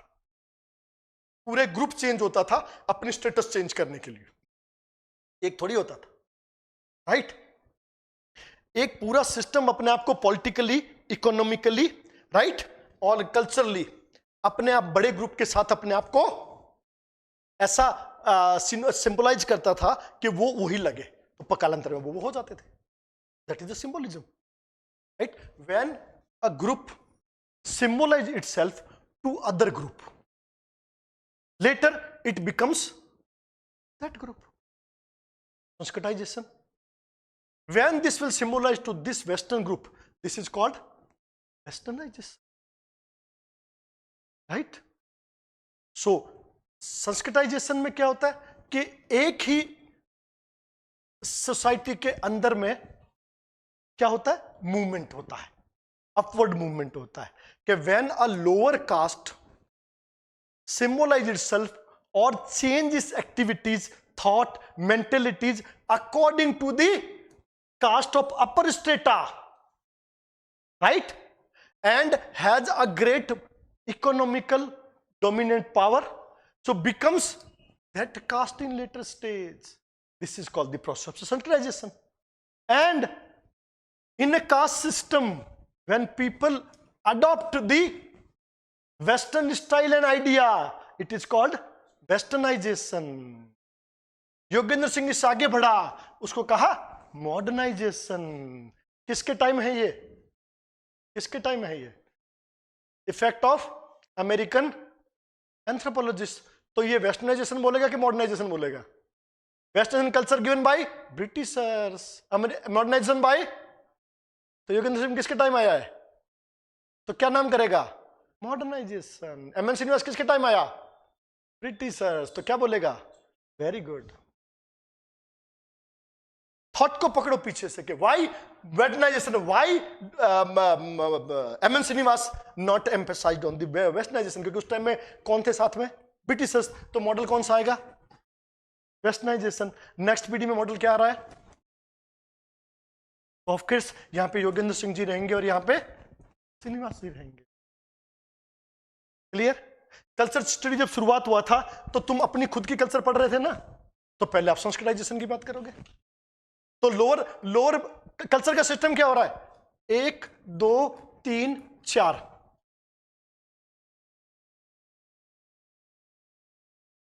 लोअर कास्ट क्या अपना रही है? Sanskritisation, right. तो ये कहां पहुंच रही है? यहां। कहां पहुंच रही है? यहां। तो यहां वाली क्या करे? किधर जम करे? इधर कर लिया, वेस्टर्नाइजेशन की तरफ। पर जैसे ही ब्रिटिशर्स का असर समाप्त होता है तो किसको आइडियल बनाया? मॉडर्नाइजेशन। रैशनैलिटी, सेकुलरिज्म, बैटरलिज्म, इंडिविजुअलिज्म, मॉडर्न एजुकेशन, एनवायरमेंट, तो कौन आ गया? मॉडर्नाइजेशन। जंपिंग, आप उसकी जगह वो आगे, वो आगे। तो लोग क्षत्रिय ब्राह्मण बने तो वो क्या बने? वो वेस्टर्न बने, राइट। जब ब्रिटिशर्स विदा हो जाए तो क्या बने? मॉडर्न बने। So now we are living in a modern world, not western world. क्यों? Hegemony of USA, trending style खत्म, राइट। तो जो कल्चर में आपको जो सूट कोट पैंट, पहले एक आदमी जो था किस में आ रहा है? Suited booted tie full blazer, वो अब सिंपल टी शर्ट, हल्का jean, comfortability, right, modernity, comfortability, modernity.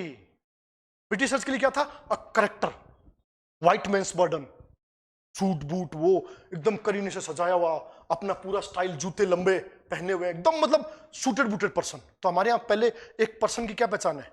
Suit boot tie Y लगा के एकदम बढ़िया से, that's the westernization. Mark Zuckerberg, Elon Musk, कैसे देखोगे? राइट, मॉडर्नाइजेशन मतलब क्या हो गया? Comfortability, simple T shirt, simple jean और शूज एकदम कंफर्टेबल, सॉक्स हैवी और बिल्कुल कौन से शू, इधर टो, बिल्कुल आजकल तो एक्सट्रीम टोज आ गए हैं, तो वो shoes, style change, modernization, right. तो इंडिया में ब्लेजर्स ज्यादा क्या बिकता है? T shirts, comfortability, things have been changed. इसमें बैठे हो मॉडर्निटी में, राइट। बट अ फैकल्टी अभी भी जब पढ़ाने आएगी तो किस पे आएगी? Heavily suited booted, westernization, impact. यहां कंफर्टेबल है, यहां पर क्या है? Impact. So whenever there is a term of impact, westernization, when a term of comfortability, modernization. बस ये चेंज आया है। Colonial administration, impact, liberty, independency, comfort.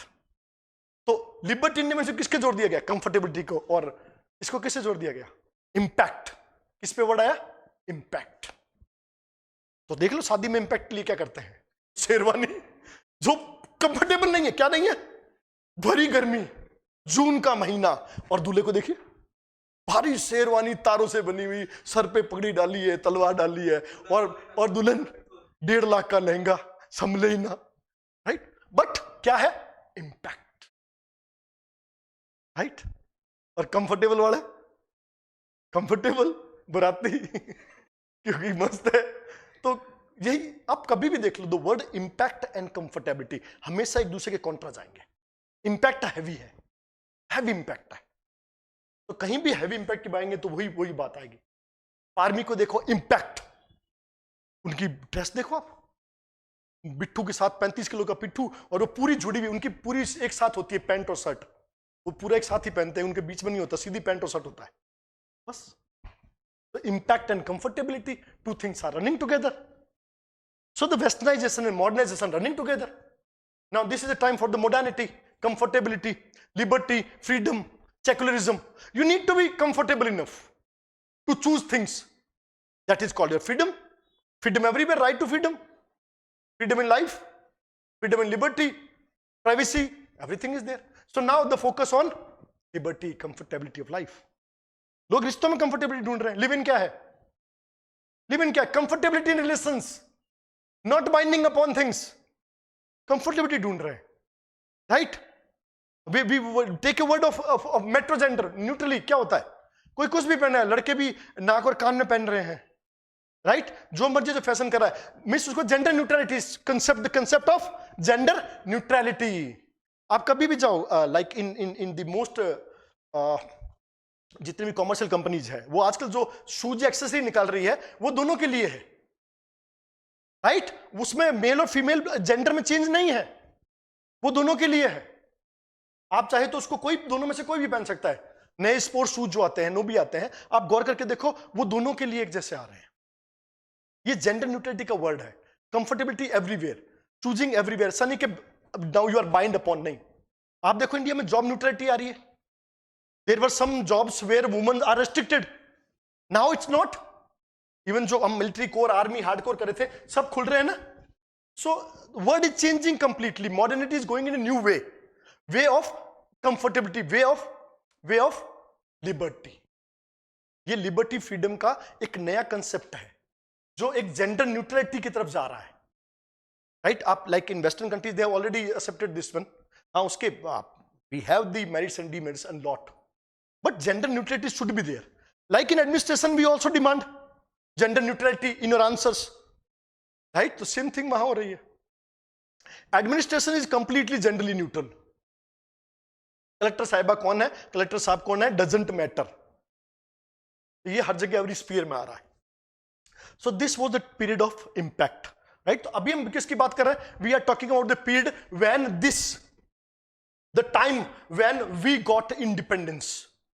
Now we were able to think freely, analysis of things, impact of, तो वो time आया जब आप culture personality की बात कर रहे हैं, कैरेक्टर स्टडीज की बात कर रहे हैं, राइट? आप किसकी बात कर रहे हैं? आप बात कर रहे हैं ह्यूमन थॉट माइंड का. That was the time. Like लिखो इसमें, like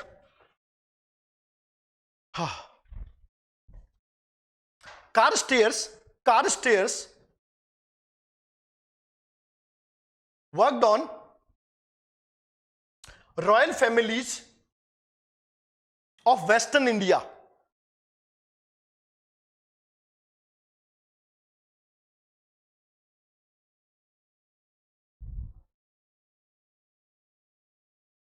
To observe the behavior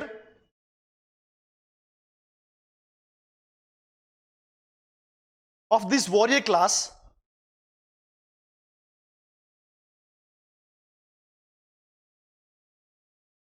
after independence.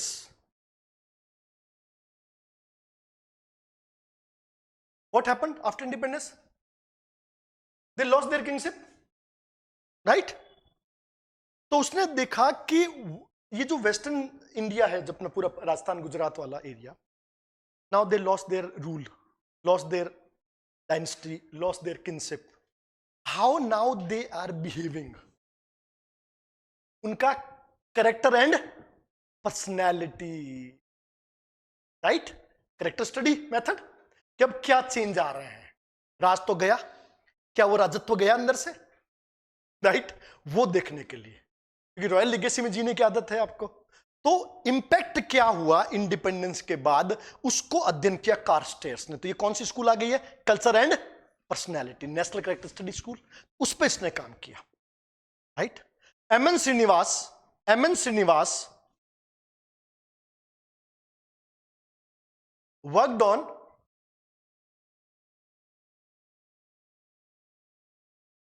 Coorg society, Coorg, COORG, Coorg, Mysore, Prabhu, Coorg society Mysore, उसका एरिया वही है MN Srinivas. Coorg society, right? And gave the concept of, कौन सा? Sanskritization and westernization. ब्रैकेट करना, changes in modern India. और वो तुम समझ गए. हाँ, एक्चुअली क्या है, चीज को पकड़ना होता है. मेरी बात एक ध्यान रखना कि व्हेन यू राइटिंग समथिंग ना, बस समझना कि ये क्या कहना चाहता है, थॉट किसका पीछे चल रहा है. अगर वो समझ में आ गया ना, तुम्हें जैसे हमने कहा डीएन मजूमदार फंक्शनलिस्ट, अब तुम्हें पता है वो किसका मिक्सचर है, फंक्शनलिस्ट एंड डिफ्यूजनिस्ट का. एक तरफ रिवर्स है और एक तरफ मेलनोस्की है, मिक्स कर दो. एक तरफ डिसअपॉइंट ऑफ यूजफुल ट्रेड्स, एक तरफ इंपैक्ट. क्योंकि कल्चर क्या है? Satisfying need. इंपैक्ट होगा तो नीड पे इंपैक्ट होगा. तुम्हारा डीएन मजूमदार खत्म, राइट? सिंपल बात है. आपको कभी कोई स्टडी लगे ना, तो पहले ये सोचो स्टडी के पीछे थॉट किसका है, क्योंकि ये लोग उसी को इस्तेमाल कर रहे हैं. नया तो कुछ है नहीं, कोई इवोल्यूशनरी है, कोई डिफ्यूजनिस्ट है. इसलिए मैंने बार बार कहा था, जिसने थिंकर पकड़ लिए उसने पूरी एंथ्रो पकड़ ली. थिंकर सबसे इंपॉर्टेंट एरिया, क्योंकि इसी पे सारे खेल रहे हैं. मेथोडोलॉजी क्या है? जिसको मेथोडोलॉजी पता है, अब हमें पता है, कोई कह दे कि यार डीएन मजूमदार ने क्या किया, आंखें बंद की, फंक्शनल कल्चर को नीड के रूप में डिफाइन किया था यार. और इंपैक्ट होगा तो नीड इंपैक्ट होगी, नीड इंपैक्ट होगी तो प्रॉब्लम. तो कल्चर की वाइटलिटी पे काम किया, कल्चर की इंटेग्रिटी पे काम किया. रिलीजन क्यों है? मैंने उसके हिसाब से रिलीजन क्या है? Psychological need, right? क्या है साइकोलॉजिकल नीड? मालेर का नीड, रिलीजन चला जाए तो, स्पिरिट चली जाए तो क्या होगा? Psychological problem, anxiety, depression, ethnocide, right? आ गया मालेर विद्यार्थी के हाथ में. क्लियर?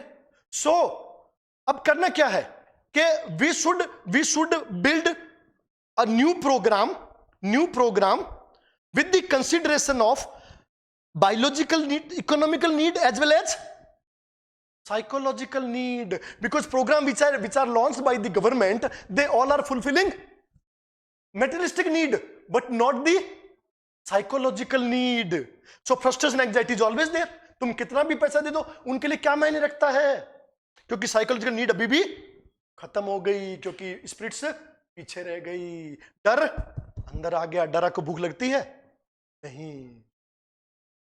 सो साइकोलॉजिकल नीड यहां काम किया, तो उसने कहा ऐसा प्रोग्राम बनाओ जो साइकोलॉजिकल और मेटलिस्टिक दोनों नीड को पूरा करे.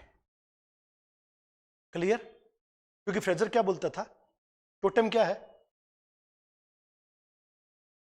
उसने क्या बात की थी, टोटेम क्या करता है और क्या है. टोटेम किसके लिए रिस्पॉन्सिबल है, फर्टिलिटी इन दी वुमन. टोटेम क्या करता है, फर्टिलिटी ऑफ. टोटेम के चला गया तो वहां से, मान लो कोई पेड़ वहां के वहीं रह गए, आपको वहां से हटा के दूसरे के शिफ्ट कर दिया और तुम्हारा टोटेम पीछे लग गया, तो क्या होगा अब, right. Not due to fertility, anxiety, depression. आगे ना यही बात होती है. तो फ्रेजर यहां इंपॉर्टेंट है. साइकोलॉजिकल नीड, हम कह रहे हैं ना, psychological need is very important. Malinowski, Maler भी यही कह रहा था ना. Nature man spirit complex, human है, बायोलॉजिकल सोर्स है, नेचर, इकोनॉमिक प्रोवाइड कर दोगे, स्पिरिट कहां गई, साइकोलॉजिकल नीड कहां गई. एंड वाई साइकोलॉजिकल नीड, दो चीज के लिए. फर्स्ट साइकोलॉजी, दूसरा integrity of the culture. Religion का काम क्या है, मिथ और रिलीजन क्या करते हैं, इंटीग्रिटी ऑफ द कल्चर. यही बात है, यही चीज को समझना. हम जब वर्णाश्रम पुरुषार्थ की बात की तो कहते हैं, दूसरी बात वर्ण और आश्रम की अगर बात करो तो वर्ण इज स्टेटस, आश्रम इज रोल. अगर मैं वर्णाश्रम मॉडल ले लूं तो वर्ण क्या है और आश्रम क्या है, right. In a specific varna we have specific role in life. और वो रोल किसके थ्रू होते हैं, आश्रम. 0 से 25 एक काम, 25 से 50 एक, 50 से 75 एक और 75 से 100 एक. 0 से 25 क्या हो, ब्रह्मचर्य. 25 से 50 गृहस्था. 50 से 75 मुनि. मुनि क्या हो, मुनि, साधु, मुनि. और उसके बाद सन्यासी. मुनि और सन्यासी में फर्क है. Muni is a wanderer but living in a periphery of society. Sanyasi is not in the society. Sanyasi is individual, उसको संसार से लेने देना नहीं है. मुनि को क्या करना है, वेलफेयर, राइट. तो बुद्धा मुनि है, सन्यासी नहीं है, राइट. बुद्धा कौन है, मुनि है. सन्यासी, क्योंकि उनको क्या करना है, वेलफेयर करना है. तो बुद्ध मुनि, बुद्ध को आप कभी देखो तो मुनि नाम आएगा, और मुनि से वर्ड बना मौनी. तो ये मुनि है, सैगेज है, सेंट है. So they did not leave the world, they are here to welfare the world. But when you will leave the world for the sake of yourself, तब आप क्या बन जाओगे, सन्यासी. तो वर्णाश्रम व्यवस्था का भी सिस्टम यही है. वर्ण इज स्टेटस एंड आश्रम इज रोल. तुम्हारे कोर्स में वर्णाश्रम उठा के देख लो, तुम उसको कैसे पढ़ेंगे, in the terms of status and, किसने कहा थी स्टेटस एंड रोल का, कौन डिफाइन कर रहा है, रॉल्फ लिंटन कर रहा है. लिंटन कौन है, राइट. कल्चर एंड, तो each everyone has a role. अब खास बात करके देखो, इफ आई टॉक अबाउट ब्राह्मण, क्षत्रिय, वैश्य, शूद्र, right. If I talk about the ashrama, ब्राह्मण के 4 आश्रम है, चारों रोलों में फिट है, चारों काम कर सकता है. क्षत्रिय को सन्यासी नहीं है, नॉट स्पेसिफाइड, बिकॉज ये बात कही गई कि देखो भागवत पुराण में लिखा हुआ है वर्ण धर्मा. इट सेज कि अगर एक वॉरियर अपने काम को छोड़ के, अपने राज्य को छोड़ के सन्यासी होता है तो उसको निर्वाण नहीं मिलेगा, मोक्षा नहीं मिलेगा, right. Because warrior does not live for itself, it lives for the society, and that person is already intended to protect and secure the society. So one cannot live unto death. तो संन्यास आश्रम उसके लिए नहीं है. कब तक नहीं है, जब तक वो नया पॉइंट उसके जैसा दोबारा कोई आ नहीं जाता. चंद्रगुप्त का संन्यास देखो, कब जा रहा है निर्वाण को, जब बिंदुसार उसके कॉम्पेटिबल हो जाता है, तब वो उसको छोड़ के निर्वाणा को जाता है. इससे पहले नहीं, परिव्राजक नहीं बन रहा है, जगह नहीं छोड़ रहे हैं. बुद्ध ने वो लिया ही नहीं.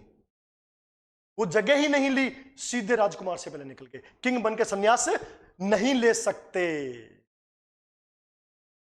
ये बहुत बड़ी बात थी। वैश्य के लिए क्या है? आश्रम है, ब्रह्मचर्य है, गृहस्थ है, बट वानप्रस्थ संन्यासा नहीं है वह, क्योंकि एग्रीकल्चर छोड़ नहीं सकते, इकोनॉमी छोड़ नहीं सकते। और शूद्र के लिए तो क्या है? ब्रह्मचर्य नहीं है, एक आश्रम है, गृहस्था। एक आश्रम है, कौन सा? गृहस्था। वानप्रस्थ भी नहीं है, संन्यास भी। वेरी गुड, समझ में आ गया स्टेटस एंड रोल, कि कहां आपका रोल जीवन के हर पार्ट में और कहां जीवन के। वेरी गुड, यह है वर्णाश्रम व्यवस्था, status and role. And according to that personality has evolved, character has evolved. Clear? Why knowledge attainment and knowledge gain by the Brahmin, क्योंकि चारों जगह वो है, वो चारों जगह है, वेलफेयर भी में भी है और सन्यास में भी है, तो उसको नॉलेज का अधिकारी माना गया। एक जो सिर्फ संसार में है विद्या लेकर, उसको प्रोटेक्शन अधिकारी माना गया। एक को इकोनॉमी 2 तक है तो वो इकोनॉमी तक माना गया, और एक सिर्फ सर्विस तक माना गया, सिर्फ एक है। और गृहस्थ क्या होता है? What is गृहस्था? कर्तव्य, ऋण। तो शूद्र का काम क्या है? कर्तव्य और ऋण, यही है। ये सब इसी टाइम के आए हुए हैं, जो मैं बता रहा हूं ना, वर्णाश्रम, पुरुषार्थ, ऋण, ये सब कंसेप्ट यहां पे बैठे हैं। That was the time when क्या हुआ? Post modernism, analysis, culture study, society study, सब कब हो रही है? अब हो रहा है। So this was the phase, then analysis happened everywhere. American anthropologist Carstairs सारा वेस्टर्न सोसाइटी पर अध्ययन कर रहा है, the personality of that one. M S Srinivas किस पे अध्ययन कर रहे हैं? On the society, westernization, secularism. किस पे काम कर रहे हैं? Caste, the concept of dominant caste, the concept of dominant caste, M N Srinivasa. Then little tradition, great tradition, लिखो, the concept of little tradition, great tradition, the concept of little tradition, the concept of little tradition, गूल्ड।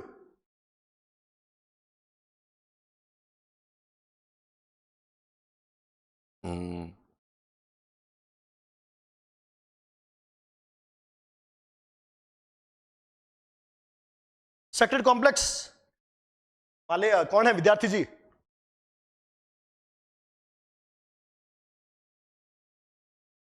Folk urban continuum, tribal caste continuum,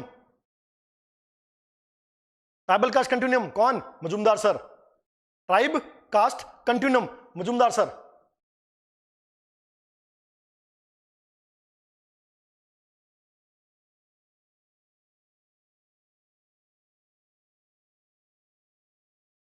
right, tribe caste कौन लेकर आ रहा है? Majumdar sir लेकर आ रहे हैं। तरीका क्या हो गया? वही वाला तरीका हो गया, impact. Right, tribe caste continuum आ रहा है। Yogendra Singh, change, modernization. Yogendra Singh, concept of modernization. तो इसको क्या हो गए? Changes in modern India. 2 book है, एक कौन है? ये क्या है? चेंजेस इन, इनकी बुक का नाम क्या है? आधुनिक भारत में सामाजिक परिवर्तन, changes in modern India. M N Srinivas की भी बुक है, ध्यान रखना। बट उनकी किस टर्म में है? Sanskritization and westernization. इसकी किस टर्म में है? मॉडर्नाइजेशन। एक स्टेप और आगे। राइट, उसके बाद में कौन आ गया? ये आ गए गुहा, गुहा, गुहा नहीं, गुहा उसके बाद आएंगे, गुहा भी नहीं आएंगे। ठहर जाओ, गुहा का नाम मत लिखना, ठीक है? भी हो गया, योगेंद्र सिंह हो गया, विद्यार्थी हो गया। AC Dubey made a systematic study. AC Dubey made a systematic study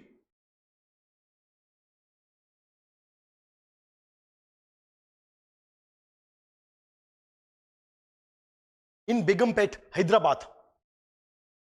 Begumpet, BEGUM, Begumpet. South में जाओगे ना तो आपको पल्ली, पेट और रम, 3 चीज मिलेगा।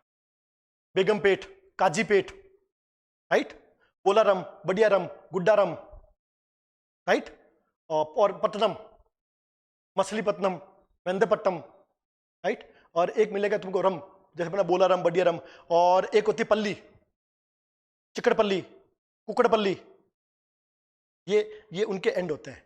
जैसे एक वर्ड होता है पक्कम, पक्कम का मतलब होता है पड़ोसी, निम्बर्स विलेज, राइट? पक्कम, तो कलारे पक्कम, अवीर पक्कम, तो पक्कम बोलते हैं। एक होता है पत्तनम, we discuss the coastal area, तो कावेरी पत्तनम, विशाखापट्टनम, तो ये पत्तम है। नेगापट्टम, ये पत्तनम है। तो डिवोट करते हैं रीजन्स को, ये पक्कम, रम, गुडियारम, तो ये कौन सा बताया हमने? Begumpet, a reason, Begumpet. ये बेगमपेट में इन्होंने काम किया, किस पे काम किया था? We already discussed, right? In this study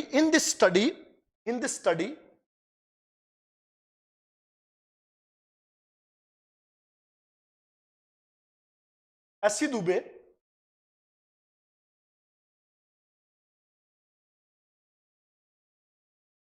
use interdisciplinary approach,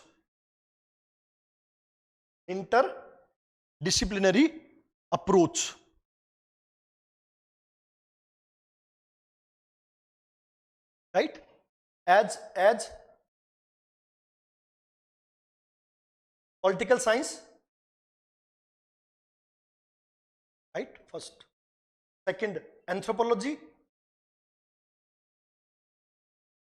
and developmental science all together.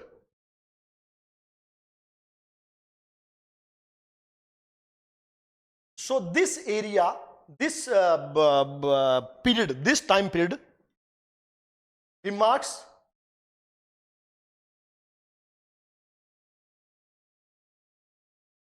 multidisciplinary and interdisciplinary approach.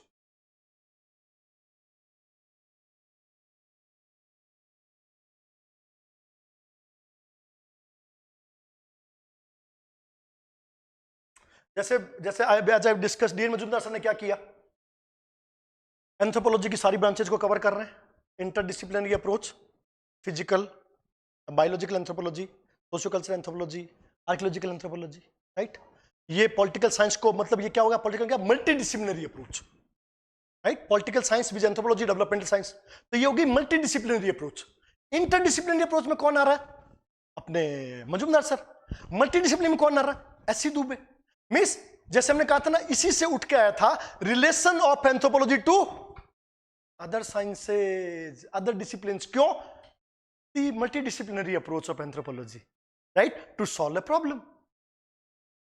So now एक फर्क करना मुश्किल हो गया बिटवीन सोशियोलॉजिस्ट एंड एंथ्रोपोलॉजिस्ट, कि कहां लाइन खींचे।